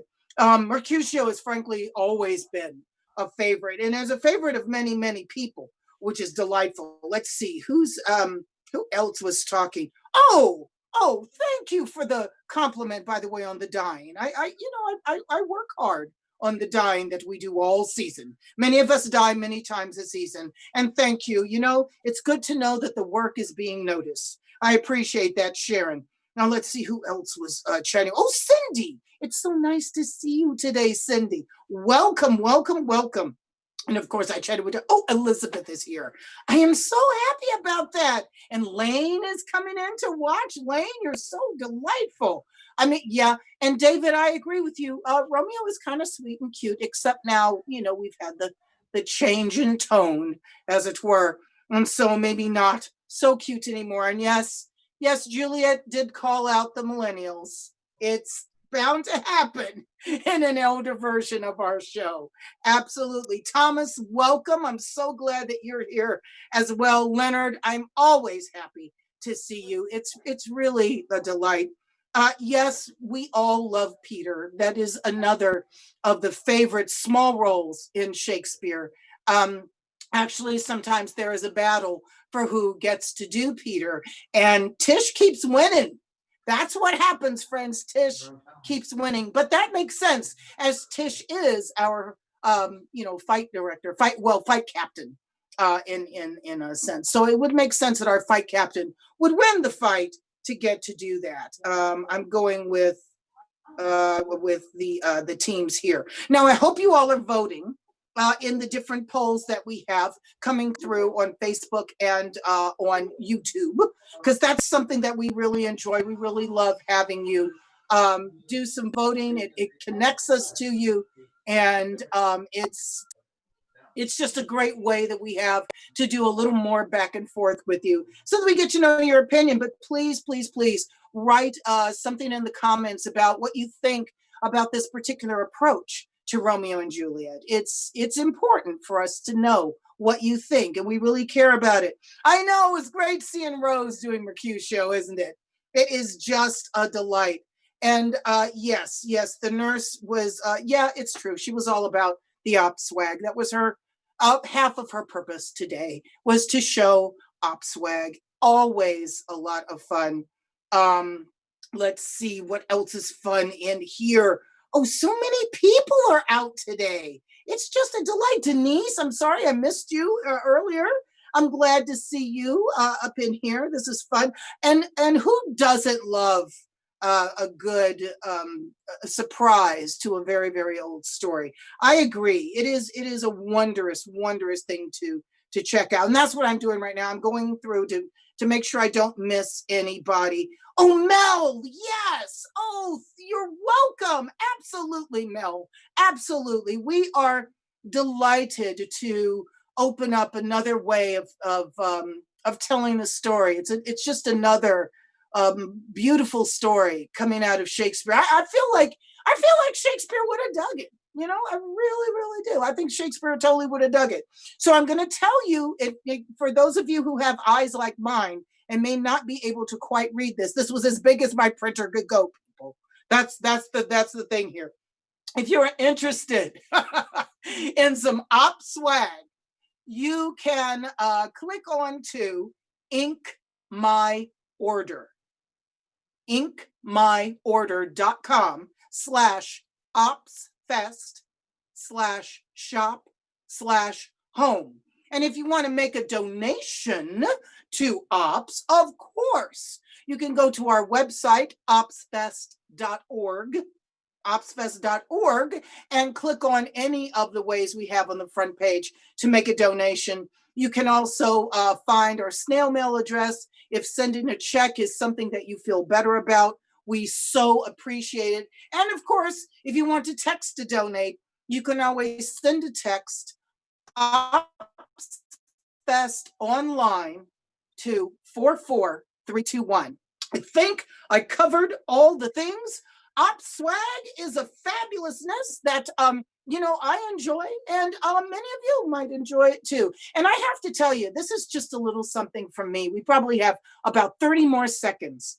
I wanted to have the opportunity to say thank you. Thank you to all of you who supported us in our wonderful and bizarre online season. We saw you, we heard you. We appreciate you so much. You're the reason we do this. And this year in particular, it seemed so important to make sure that we brought free Shakespeare to as many people who can connect to us. We thank you, all our friends here on the west side of the country. We thank you, all of our friends on the East Coast. We thank you, Chicago friends. We thank you, folks out in the Mountain Time. We thank you, Hawaii friends. We know some of you are out there. And we thank you, our friends in England. Thank you so much for joining us in this most wonderful and auspicious of seasons that we could have. I just wanted to make sure that you knew how much we appreciate you out here. So it looks to me like we're very close to starting. I have a feeling. Oh, are we Brian? Yeah. My brother. Are we almost? Oh, you're snacking. Clearly, that means that the second half is about to start. I'm ready. I'm ready. Are you ready? Yeah. Okay. Well, let me pass it over, folks, once again to our fabulous half Martian prompter, Brian Saville Allard. I believe my voice is back. All right, everybody, we are here. I don't know what tripped that out. I haven't even heard it. I'm going to have to check that out after the show with the recording. I'm here with snacks. I know you got snacks. I can't do the Funyuns because I'm allergic to onions, and I know they're probably not real, but it freaks me out. So what I want to hear from you in the chat is, what are you snacking on? All right. If you got the Funyuns, I want to hear it. If you got popcorn, chips, 3-course meal with steak, hey, you're at home. You can do whatever you want. I hope the lines at the bathroom weren't too long. I hope everybody's feeling good about coming back to the show. And I'm sorry to say that it's got a little bit of a different tone in the second half, if you weren't familiar. So we're just going to set the snacks to the side and get a little bit more somber. Although Juliet's going to start out in a good mood that's going to crash. Sorry to say. So, as we get into the second half, the tragic half of the tragedy of Romeo and Juliet, second half, take it away. Oh, gallop apace, you fiery-footed steeds, towards Phoebus' lodging. Such a wagoner as Phaeton would whip you to the west and bring in cloudy night immediately. Oh, come, civil knight, a sober-suited matron all in black, and learn me how to lose a winning match played for a pair of stainless elder heads. Hoard my unmanned blood, bathing in my cheeks with thy black mantle, till strange love grows bold. Think true love acted simple modesty. Come, night. Come, Romeo. Come now, day and night, for thou wilt lie upon the wings of night, whiter than new snow upon a raven's back. Come, gentle night. Come, loving black-browed night. Give me my Romeo. And when I shall die, take him and cut him in little stars, and he will make the face of heaven so fine that all the world will be in love with night. and pay no worship to the garish sun. Oh, I bought the mansion of a love, but not possessed it. And though I am so not yet enjoyed, so tedious is this day, as the night before some festival to an impatient child that hath new robes and may not wear them. Oh, oh, here comes my nurse, and she brings news, and every tongue that speaks but Romeo's name speaks heavenly eloquence. Now, nurse, what news? Why dost thou wring thy hands? Oh, well of day. He's dead. He's dead. We are undone, lady. We are undone. As the day he's gone. He's killed. He's dead. Can heaven be so envious? Romeo can. No, heaven cannot. Oh, Romeo. Romeo. Who would have thought it? Romeo. What devil art thou? That thou dost torment me thus. This torture should be roared in dismal hell. Hath Romeo slain himself? I saw the wounds.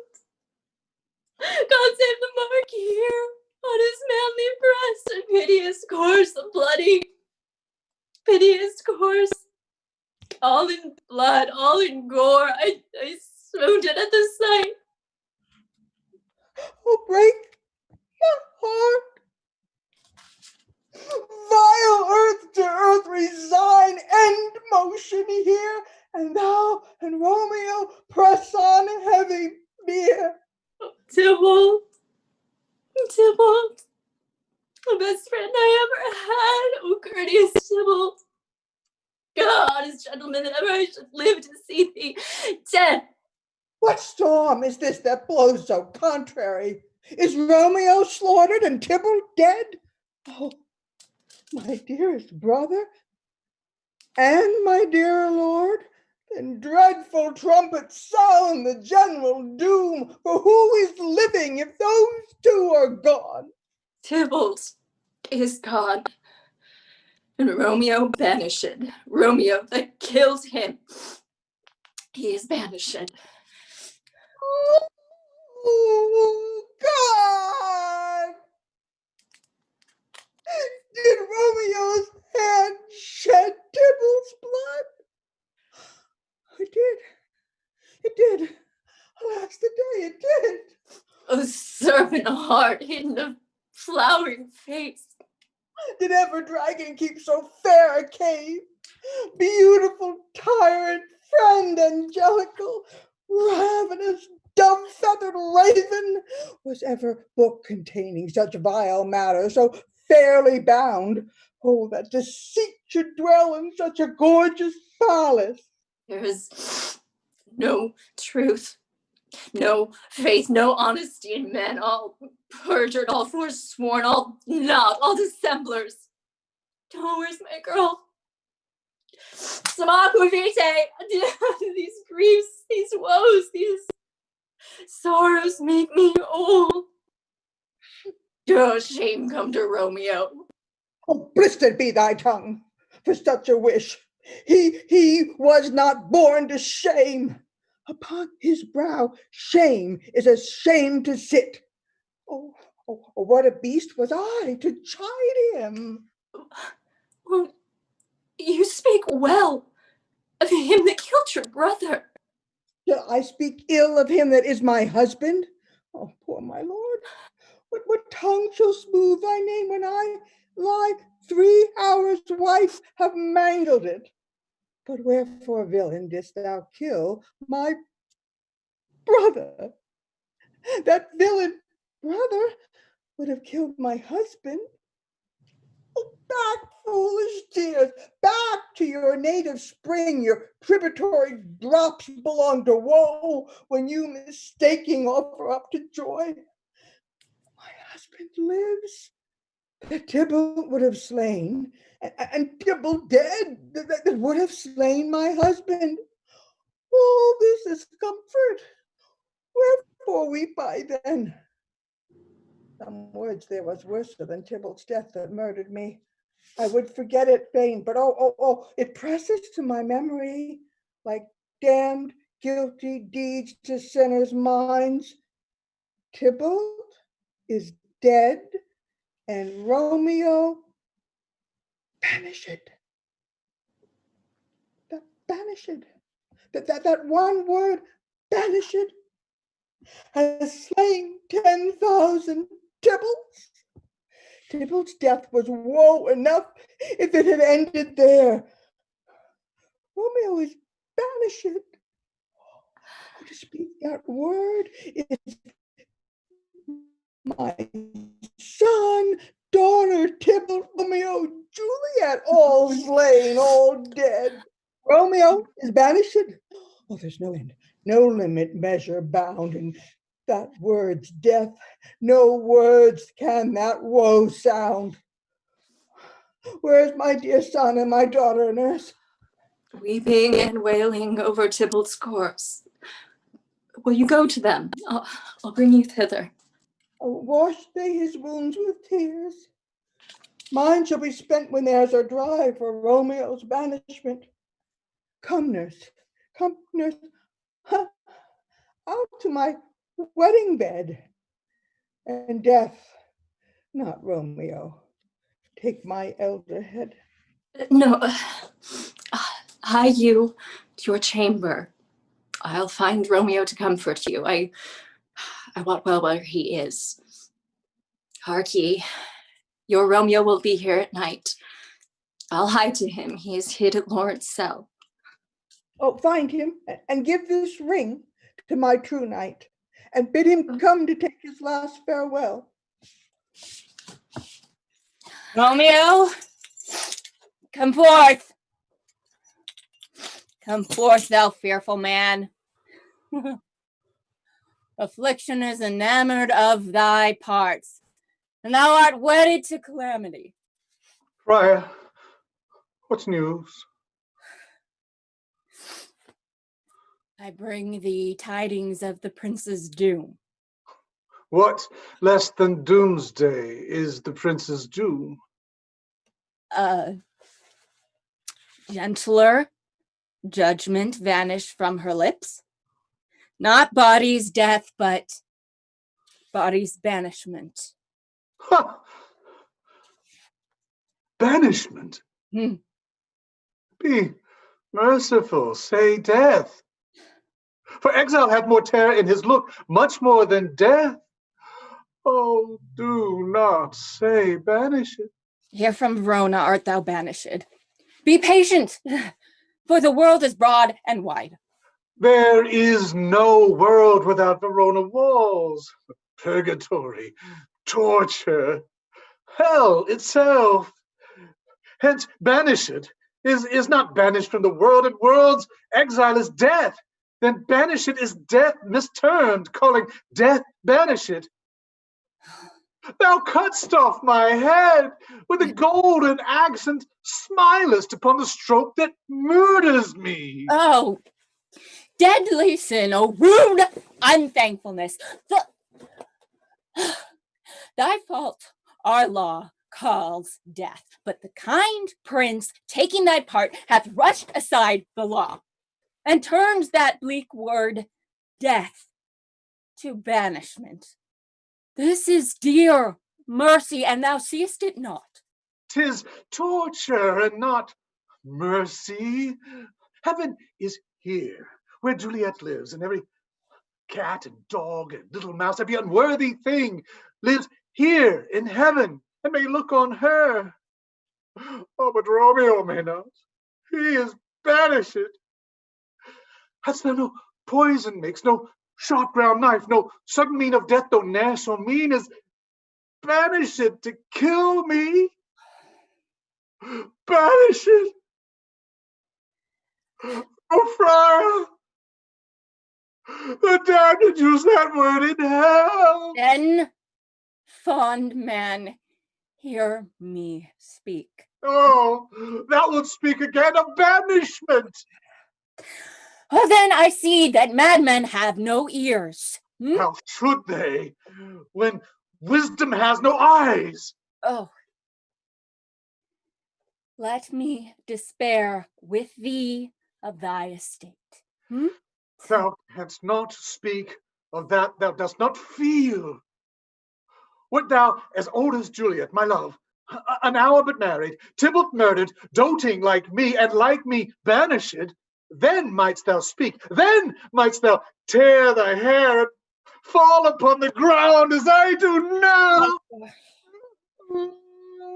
Banishment, taking the measure of an unmade grave. Arise, when knocks. Good Romeo, hide thyself. But I. Wait. Hark, how they knock. Who's there? Romeo, arise. Thou wilt be taken. Stay a while. Stand up. What simpleness is this? I come. Who knocks so hard? Whence come you? What's your will? Let me come in, and you shall know my errand. I come from Lady Juliet. Welcome, then. Holy Friar, tell me, Holy Friar, where's my lady's lord? Where's Romeo? There, on the ground, with his own tears made drunk. Oh, he's even in my mistress' case. Just in her case, oh, woeful sympathy. Piteous predicament. Even she lies so, blubbering and weeping and blubbering. Oh. Stand up. Stand up. Stand and you be a man. For Juliet's sake. For her sake, rise and stand. Nurse. Oh, sir. Cat, it's the end of all. Speakest thou of Juliet? How is it with her? Doth she not think me an old murderer? Oh, where is she? And how does she? What says my concealed lady to her concealed love?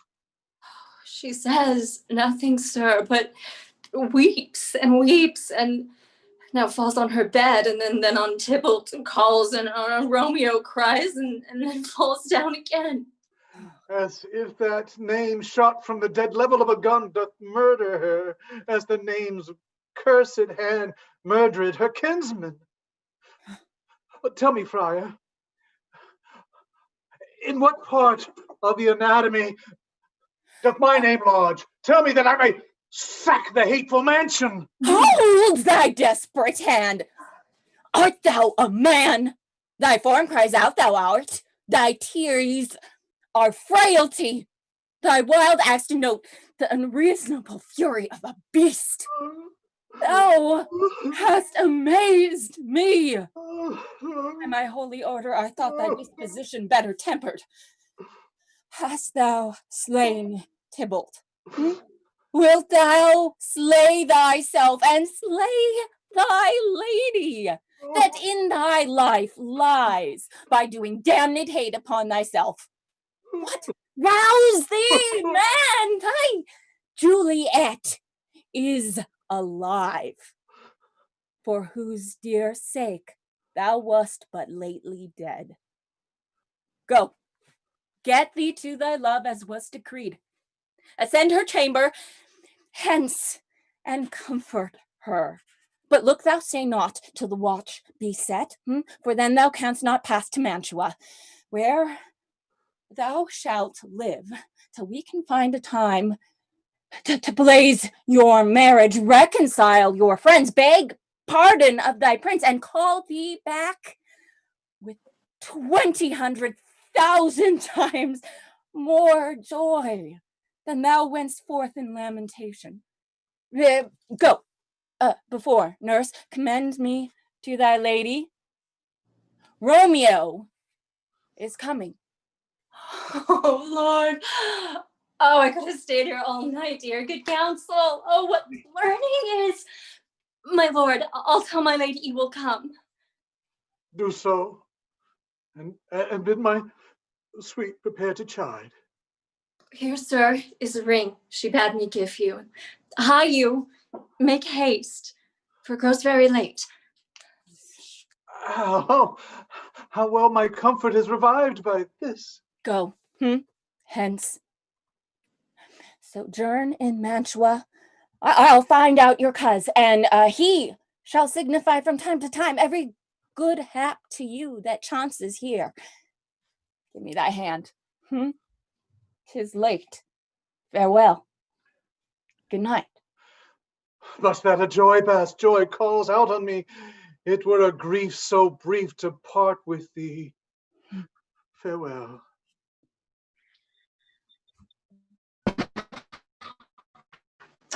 Things have fallen out, sir, so unluckily that we have had no time to move our mother.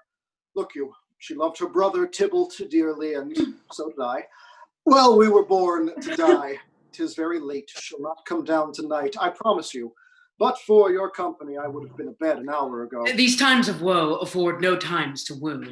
Madam, good night. Commend me to your mother. I will, and know her mind early tomorrow.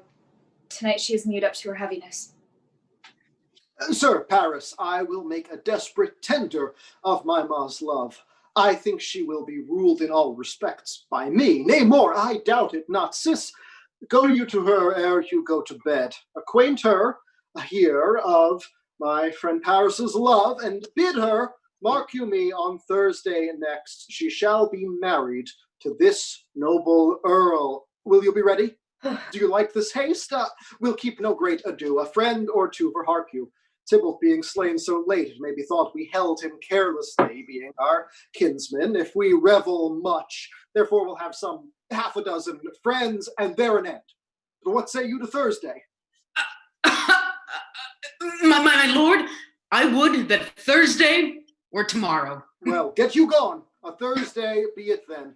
Go you to Juliet ere you go to bed. Prepare her, sis, against this wedding day. Farewell, my lord. Light to my chamber. For me it is so late that we may call it early by and by. Good night. Wilt thou be gone? It is not yet near day. It was the nightingale, and not the lark, that pierced the fearful hollow of thine ear. It was the lark, the herald of the morn, no nightingale. Oh, believe me, love, it was Love, the what nightingale. envious streaks do lace the silvering clouds in yonder east? Night's candles are burnt out. What am I saying? And jocund day stands tiptoe on the mistletoe mountain tops. I must be gone and live, or stay and die. Yon light is not daylight, I know it I. It is some meteor that the sun exhales to be to thee this night a torchbearer and light thee on thy way to Mantua. Therefore stay yet, thou needest not be gone. Let me be taken. Let me be put to death. I am content, so thou wilt have it so. I'll say, yon gray is not the morning eye. I have more care to stay than will to go. Come, death, and welcome. Juliet wills it so. How is it, my soul? Let's talk. It is not day. Oh, it is. It is. Hie hence, be gone away.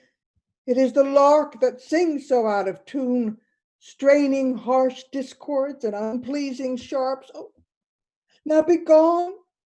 More light and light it grows. More light and light, more dark and dark our woes. Madam. Nurse. Your lady daughter is coming to your chamber. The day is broke. Be wary. Look about. Then window let day in and let life out. Farewell. Farewell. One kiss and I'll descend. Oh, what the gone so? Love, Lord, my husband, friend, I must hear from thee. every day in the hour, for in a minute there are many days. Oh, by this count I shall be much in years ere I again behold my Romeo. Farewell. I will omit no opportunity that may convey the greetings of love to thee. Oh, thinkest thou we shall ever meet again? I doubt it not. And all these woes shall serve for sweet discourses in our time to come. Oh, God, I have an ill divining soul. Methinks I see thee now, thou art so low as one dead in the bottom of a tomb. Either my eyesight fails, or thou lookest pale. And trust me, love, in my eye, so do you.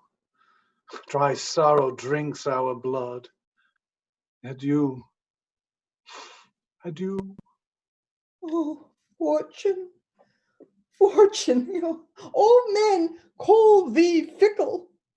If thou art fickle, what dost thou with him that is renowned for faith?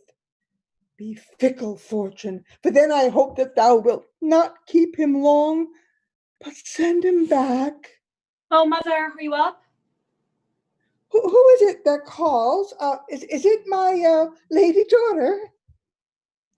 Is she not down so late or up so early? What unaccustomed cause procures her hither? Why, how now, Juliet? Madam, I am not well. Evermore weeping for your brother's death.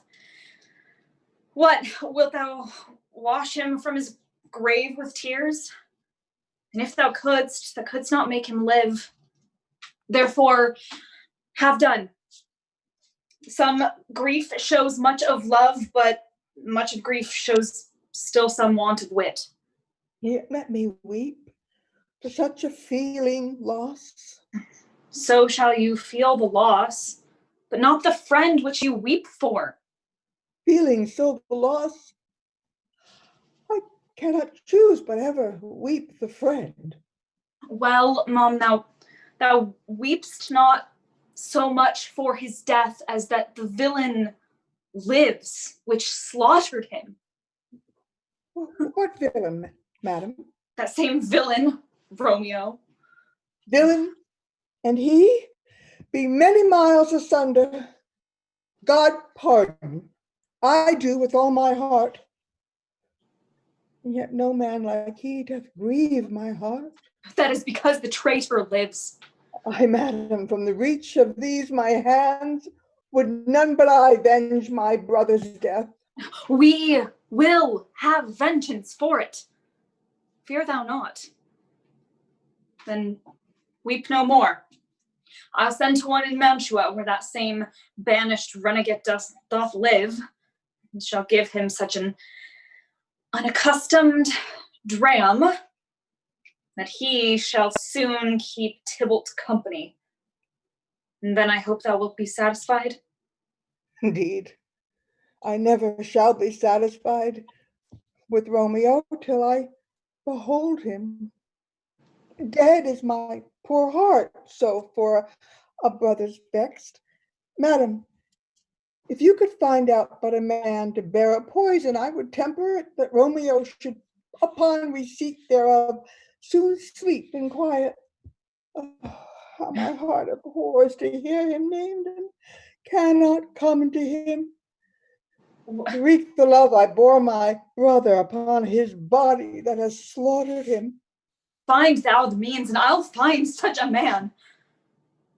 But now I'll tell thee joyful tidings, madam. And joy comes well in such a needy time. What are they, beseech your ladyship? Well, thou hast a careful child, mother. One who, to put thee from thy heaviness, hath sorted out a sudden day of joy that thou expects not, nor I looked not for. Madam, in happy time. What day is this? Mary, my dear, early next Thursday morn, the gallant, good and noble gentleman, the County Paris at St. Peter's Church, shall happily make thee a joyful bride.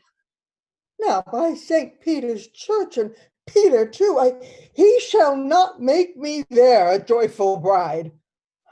I wonder at this haste that I must wed ere that he should be husband comes to woo. I pray you tell my lord and offspring, madam, I will not marry yet, and when I do, I swear it shall be Romeo, whom you know I hate, rather than Paris.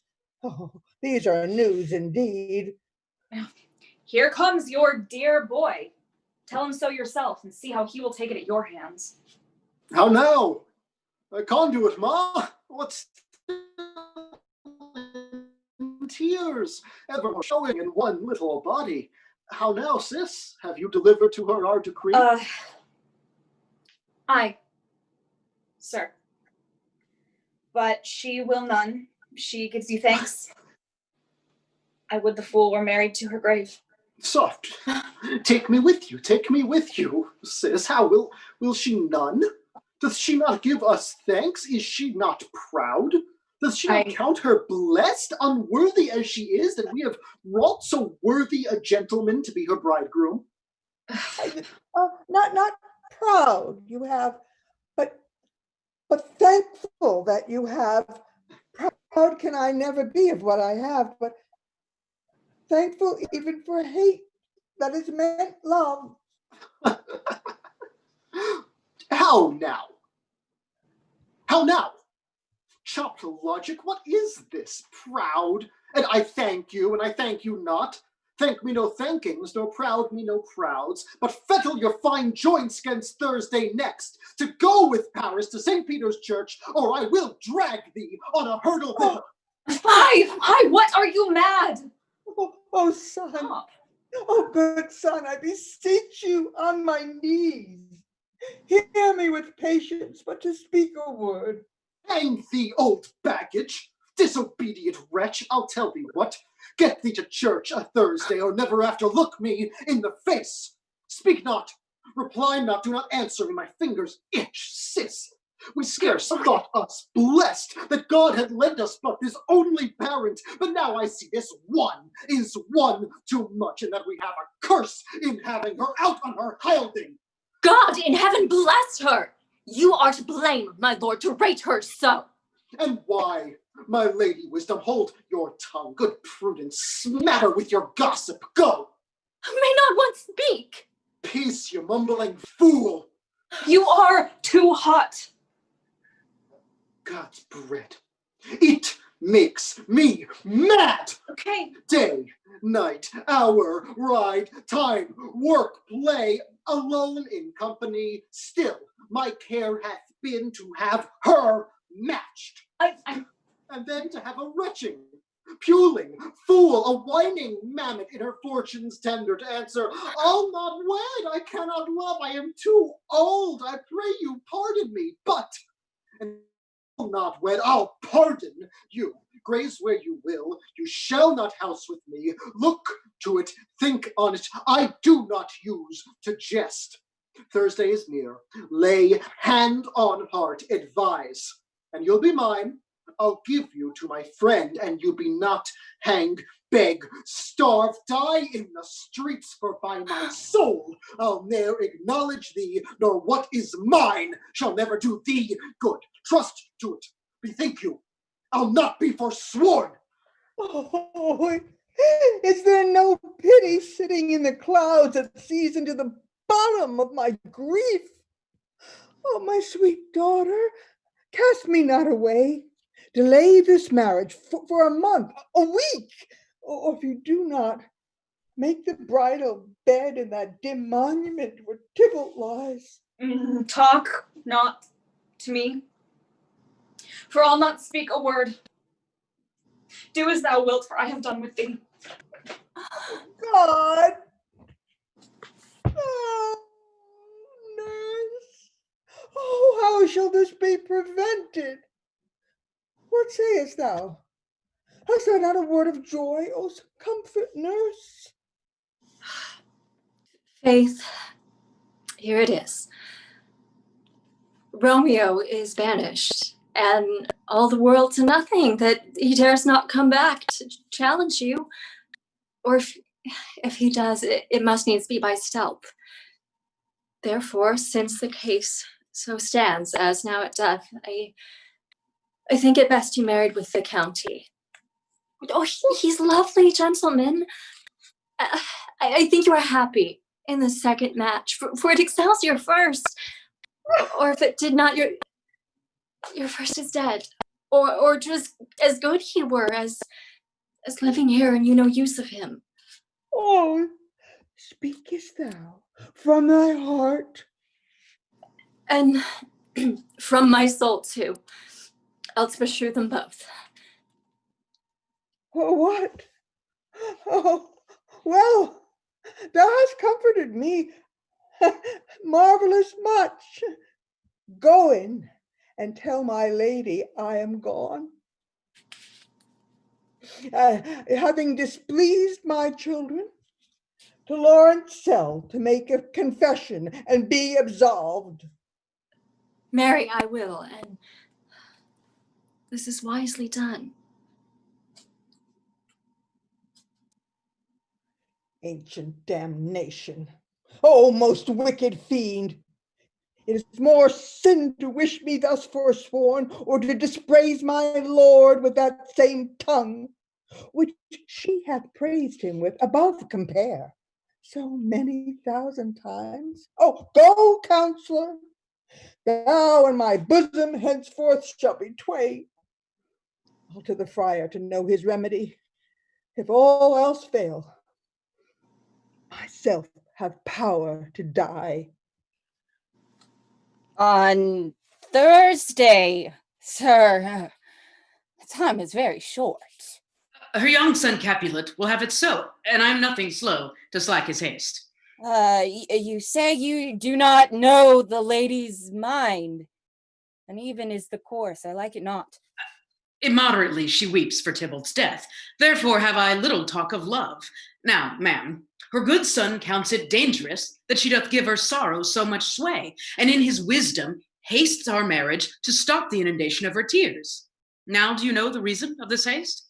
I would I knew not why it should be slowed. Look, sir, here comes the lady towards my cell. Happily met, my lady, my wife. That may be, sir, when I may be a wife. That may be, must be, love, on Thursday next. What must be, shall be. That's a certain text. Are you at leisure, Holy Father, now, or shall I come to you at evening mass? My leisure serves me, pensive daughter. Now, my lord, you must entreat the time alone. God shield I should disturb devotion. Juliet, on Thursday early will I rouse ye. Till then, adieu, and keep this holy kiss. Oh, shut the door. And when thou hast done so, come weep with me, past hope, past care, past help. Oh, Juliet, I already know thy grief. It streams me past the compass of my wits. I hear thou must, and nothing may prorogue it. On Thursday next be married to this county. Tell me not, friar, that thou hearest of this, unless thou tell me how I may prevent it. In thy wisdom thou canst give no help. Do thou but call my resolution wise, and with his knife I'll help it presently. God join my heart and Romeo's. Thou our hands, and ere this hand by thee to Romeo sealed, shall be the label to another deed, or my true heart with treacherous revolt turn to another. This shall slay them both. Be not so long to speak. I long to die. Hold, daughter. I do spy a kind of hope, which craves as desperate an execution, if rather than to marry County Paris thou hast the strength of will to stay thyself, then is it likely thou wilt undertake a thing like death to chide away this shame. And if thou darest, I'll give thee remedy. But give me leave rather than marry Paris from the battlements of any tower, and I will do it without fear or doubt, to live an unstained wife to my sweet love. Hold, then, go home, be merry, give consent to marry Paris. Thursday is tomorrow. Take thou this vial, being then in bed, and this distilling liquor drink thou off, when presently through all thy veins shall run a cold and drowsy humor, for no pulse, no warmth, no breath shall signify thou livest.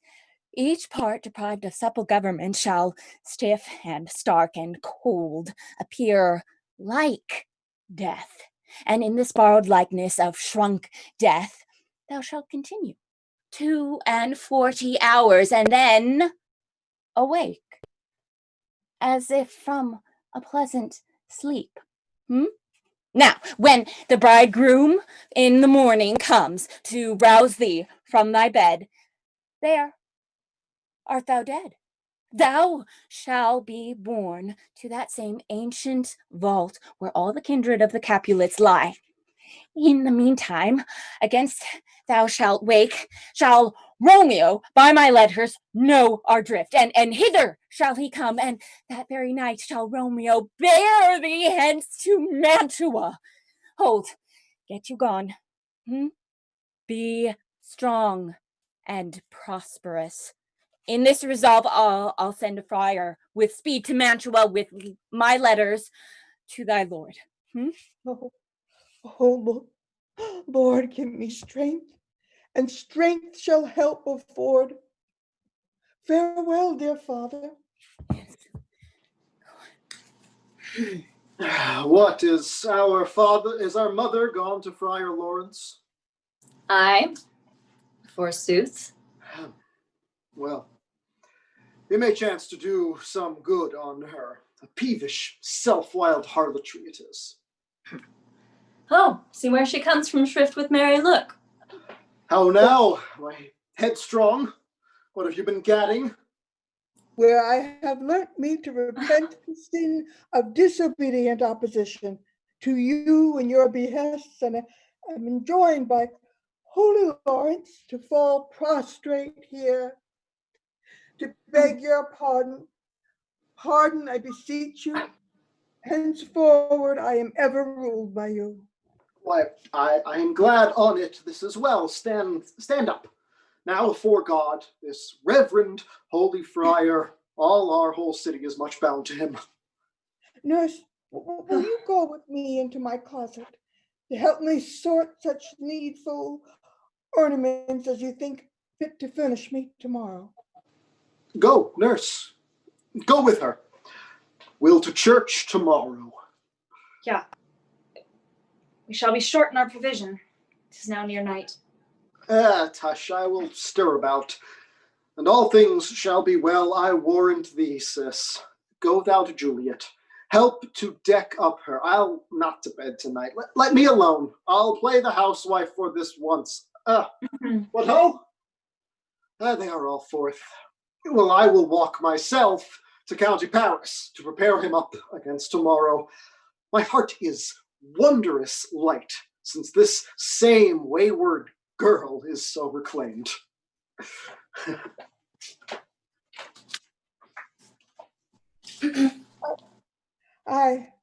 Those attires are best, but gentle nurse, I pray thee, leave me to myself tonight, for I have need of many orisons to move the heavens to smile upon my state, which well thou knowest is cross and full of sin. What are you busy, Ho? Need you my help? No, madam. We have culled such necessaries as are behooveful for our state tomorrow. So please you, let me now be left alone. And let the nurse this night sit up with you, for I'm sure you have your hands full all in this so sudden business. Good night. Get thee to bed and rest, for thou hast need. Farewell. Oh, God knows when we shall meet again. I have a faint, cold fear thrills through my veins that almost freezes up the heat of fire. I'll call them back again to comfort me. Oh, nurse, what should she do here? My dismal scene, I needs must act alone. Come, vial. Oh, what if this mixture do not work at all? Should I be married then tomorrow morning? No. This shall forbid it. Lie thou there. Oh, what if it be a poison which the friar suddenly hath ministered to have me dead? At least in this marriage he should be dishonored because he married me before to Romeo. Oh, I fear it is, and yet methinks it should not. For he hath still been tried a holy man. Oh, how if when I am laid into the tomb, I wake before the time that Romeo come to redeem me? Oh, there's a fearful point. Alack, it's not like that I so early waking, what with loathsome smells and shrikes like mandrakes torn out of the earth, that living mortals hearing them run mad. Or if I walk, shall I not be distraught, environed with these hideous fears, and madly play with my forefathers' joints, and pluck the mangled Tybalt from his shroud? Oh, and in this rage, with some great kinsman's bone, as with a club, dash out my desperate brains. Oh, look, methinks I see my brother's ghost, seeking out Romeo that did split his body upon his rapier's point. Oh, stay, Tybalt, stay. Romeo, here's drink. I drink to thee. Nurse! Sis! What? Nurse, I say, go waken Juliet. Go and trim her up. I'll go and chat with Paris. Hi, make haste. The bridegroom he has come already. Make haste, I say. Yeah. Mistress. Mistress. Fast, I warn her she. Why, lamb. Lady. Why, you slug a bed? But love, I say. Madam. Sweetheart. My bride. Not a word. Take your penny's worth now. Sleep for a week. For the next night, I warrant the county Paris has set up his rest, but you shall rest but little.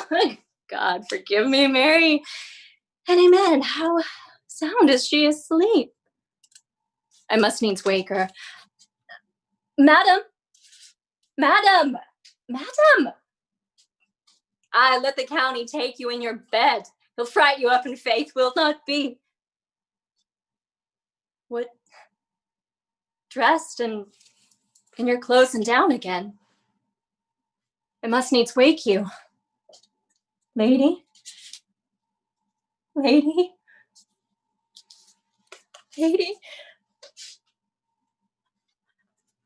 Lass. Help, my lady's dead. Oh, well as he that ever I was born. Some augury day hope, my lord, my lady. If I may trust the flattering truth of sleep, my dreams presage some joyful news at hand. My bosom's lord sits lightly in his throne, and all this day an unaccustomed spirit lifts me above the ground with joyful thoughts. I dreamt my lady came and found me dead, strange dream that leaves a dead man leave to think, and breathed such life with kisses in my lips that I revised and was an emperor. Ah me, how sweet is love itself, possessed when but love's shadows are so rich in joy. Oh, news from Verona. How now, Benvolio? Dost thou not bring letters from the friar? How doth my lady? Is my daughter well? How doth my lady Juliet? That I ask again, for nothing can be ill if she be well. Then she is well, and nothing can be ill. Her body sleeps in Capel's monument, and her immortal part with angels live. Pardon me for bringing these ill news. Is it even so? Oh, then I deny you, stars. Oh, thou knowest my lodging. Get me ink and paper and hire post horses. I will hence tonight. I do beseech you, cause have patience. Your looks are pale and wild, and do import some misadventure. Tush, thou art deceived. Leave me and do the thing I bid thee do. Hast thou no letters from the friar? No, my good coz. No matter. Get thee gone, and hire those horses. I'll be with thee straight. Well, Juliet, I will lie with thee tonight. I do remember an apothecary and hereabouts dwells, which late I noted. As I remember, this should be his house. What ho! Apothecary! Who calls so loud? Oh, come hither, man. I see that thou art poor. Ho! There's 40 ducats. Let me have a dram of poison, such as soon as speeding gear as will disperse itself through all the veins, that the life weary taker may fall dead. Such mortal drugs I have, but Mantua's law is death to any he that utters them. Art thou so bare and full of wretchedness and fearst to die? Famine is in thy cheeks. The world is not thy friend, nor is the world's law. The world affords no law to make thee rich, but be not poor and break it. My poverty, but not my will consents. I pray thy poverty and not thy will. I'll put this in any liquid thing you will and drink it off. And if you had the strength of 20 men, it would dispatch you straight. Huh? There's thy gold. Worse poison to me, to men's souls, doing more murder in this loathsome world than these poor compounds that thou mayest not sell. I sell thee poison. Thou hast sold me none. Farewell. Buy food and get thyself in flesh. Calm, cordial, and not poison. Go with me to Juliet's grave, for there I must use thee. Holy Franciscan friar, sister, oh. Welcome from Mantua. What says Romeo? Or if his mind be rich, give me his letter. Going to find a barefoot brother out, one of our order to associate me here in the city, visiting the sick, and finding him. The searchers of the town suspecting that we both were in a house where the infectious pestilence did reign, sealed up the doors and would not let us forth, so that my speed to Mantua there was stayed. Who bear my letter then to Romeo? Huh? I could not send it. Here it is again. Nor get a messenger to bring it thee. So fearful they were of infection. Oh, unhappy fortune. by my holy order, the letter was not nice, but full of charge of dear import, and neglecting it may do much danger. Friar John, go hence, huh? Oh, now I must out to the monument alone. Within this 3 hours will fair Juliet wake. She will beshrew me much that Romeo hath had no notice of these accidents. But I will write again to Mantua and keep her at my cell till Romeo come. Poor living corse, posed in a dead man's tomb. Sweet flower, with flowers thy bridal bed I strew. The obsequies that I for thee will keep nightly shall be to strew thy grave and weep. Something doth approach.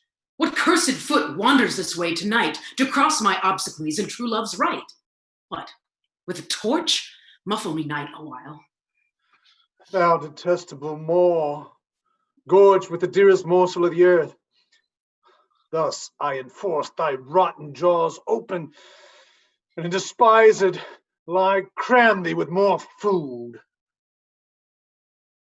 This is that Spanish haughty Montague that murdered my love's brother, with which grief it is supposed that the fair creature died.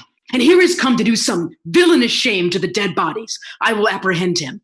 Stop thy unhallowed toil, vile Montague. Can vengeance be pursued further than death? Condemned villain, I do apprehend thee. Obey and go with me, for thou must die. I must, indeed, and therefore came I hither. Good gentle friend, tempt not a desperate man. Fly hence and leave me. Think upon those gone, let them affright thee. I beseech thee, sir, put not another sin upon my hand by urging me to fury. I'll be gone. By heaven, I love thee better than myself, for I come hither armed against myself. Stay not, be gone, live, and hereafter say, a man's mercy bid thee run away. I do defy thy commiseration, and apprehend thee for a felon here. Wilt thou provoke me? Then have at thee, fool. Oh, I am slain. Oh, thou be merciful. Open the tomb and lay me with Juliet. In faith, I will. Let me peruse this phase. Oh, Mercutio's kinsman, noble County Paris. Oh, what said my coz when my betossed soul did not attend him as we rode? I think he told me that Paris should have married Juliet. Said he not so? Or did I dream it so? Or am I mad, hearing him talk of Juliet, to think it so? Oh, give me thy hand. I'll bury thee in a triumphant grave. Oh no, a grave, a lantern, slaughtered fool. For here lies Juliet, and her beauty makes this vault a feasting presence full of light. Death, lie thou there, by a dead man interred. Oh, my love. Oh, my wife. Death that hath sucked the honey of thy breath hath had no power upon thy beauty. Thou art not conquered. Beauty's innocent yet as crimson in thy lips and in thy cheeks, and death's pale flag is not advanced there. Tybalt, liest thou there in thy bloody sheet? Oh, what more favor can I do to thee than with the hand that cut thy life in twain to sunder his that was thine enemy? Forgive me, cousin.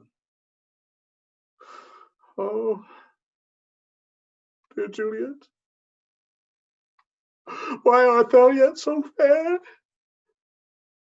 I will believe, shall I believe, that unsubstantial death is amorous, and that the lean abhorrent monster keeps thee here in dark to be his paramour? For fear of that, I will stay with thee, and never from this palace of dim night depart again. Come thou, lie thou in mine arms.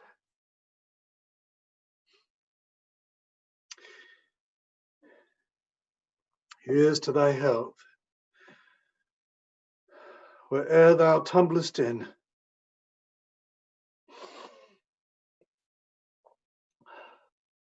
Oh, true apothecary, thy drugs are quick. Thus with a kiss, I die. Oh, depart again. Oh, here will I remain with worms that are thy chambermaids. Oh, here will I set up my everlasting rest and shake the yoke of inauspicious stars from the world-wearied flesh. Eyes, look your last. Arms, take your last embrace. And lips, oh, you the doors of breath, seal with a righteous kiss, a dateless bargain to engrossing death.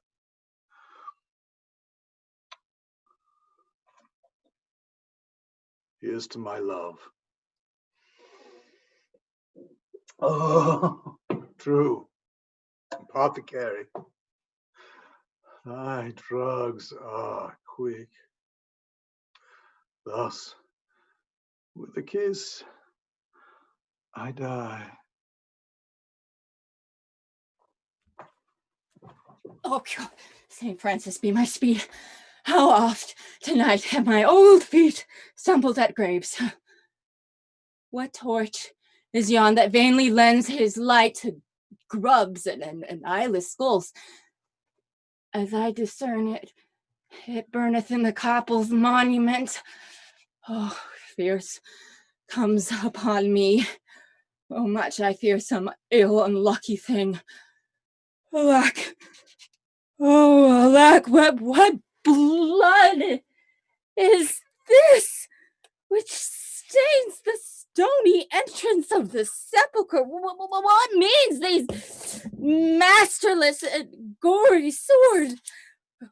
How to lie discolored by this place of peace? Oh, Romeo! Oh, pale. Who else? What? The Paris too, and steeped in blood. Oh, what an unkind hour is guilty of this lamentable chance.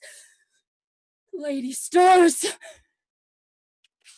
Oh, lady stirs. Oh, oh, comfortable friar. Where's my lord? I do remember well where I should be, and there I am. Where is my Romeo? I hear some noise, lady. Come from that nest of death, contagion, and unnatural sleep. Greater power than we can contradict hath thwarted our intents. Come away. Oh, thy husband in thy bosom, there lies dead, and Paris too. Stay not to question, for the watch is coming. Come, good Juliet! Come, I dare no longer stay! Oh, get thee hence, for I will not away. Oh, what's there? A cup closed in my true love's hand? Poison, I see hath been its timeless end. Oh, true, drink all and left no friendly drop to help me after. Oh, I will kiss thy lips, and happily some poison yet doth hang in them to make me with the restorative. Thy lips are warm. Lead, boy, which way? Yea, noise. Oh, then I'll be brief. Oh, happy dagger, 'tis in thy sheath. Oh, there rust, and let me die. ground is bloody. Search about the churchyard. Go, some of you, ere you find a tatch. Go tell the prince. Run to the Capulets. Raise up the Montagues. Some others search. We see the ground whereon these woes do lie. But the true ground of all these piteous woes, we cannot without circumstance descry. What misadventure is so early up that calls our person from our morning's rest? What should it be that they so shrike abroad? Oh, the people in the street cry Romeo. Some Juliet, some Paris, and all run with open outcry toward our monuments. What fear is this which startles in your ears? Sovereign, here lies the county Paris slain, and Romeo dead, and Juliet dead before, warm and new killed. Search, seek, and know how this foul murder comes. Oh, heaven! Oh, sis, look how our mother bleeds. Oh, me. This sight of death is as a bell that warns my old age unto a sepulchre. Come, Montague, for thou art early up to see thy old father now early down. What further woe conspires against myself? Look, and thou shalt see. Oh, what matters isn't this to press before thy time into a grave? Seal up the mouth of outrage for a while till we can clear these ambiguities. Where's Benvolio? What can he say to this? Romeo, there dead, was husband to that Juliet, and she there dead. That's Romeo's faithful wife. I brought my cousin news of Juliet's death, and then in post he came from Mantua to this same place, to this same monument. This letter he bid me give his son. Oh. Well, give me the letter. I will look on it. This letter doth make good Benvolio's words, their course of love, the tidings of her death. Where be these enemies? Capulet, Montague, see what a scourge is laid upon your hate, that heaven finds means to kill your joys with love. And I, for winking at your discords too, have lost a grace of kinsmen. All are punished. Oh, brother Montague, sister Montague, give me thy hand. This is my mother's jointure, for no more can I demand. But I can give thee more, for I will raise a statue in pure gold that whilst Verona by that name is known, there shall be no figure at that rate be set as that of true and faithful Juliet. As rich shall Romeo by his lady lie, poor sacrifices of our enmity. A glooming peace this morning with it brings. The sun for sorrow will not shew his head. Go hence to have more talk of these sad things. Some shall be pardoned and some punished. For never was a story of more woe than this of Juliet and her Romeo.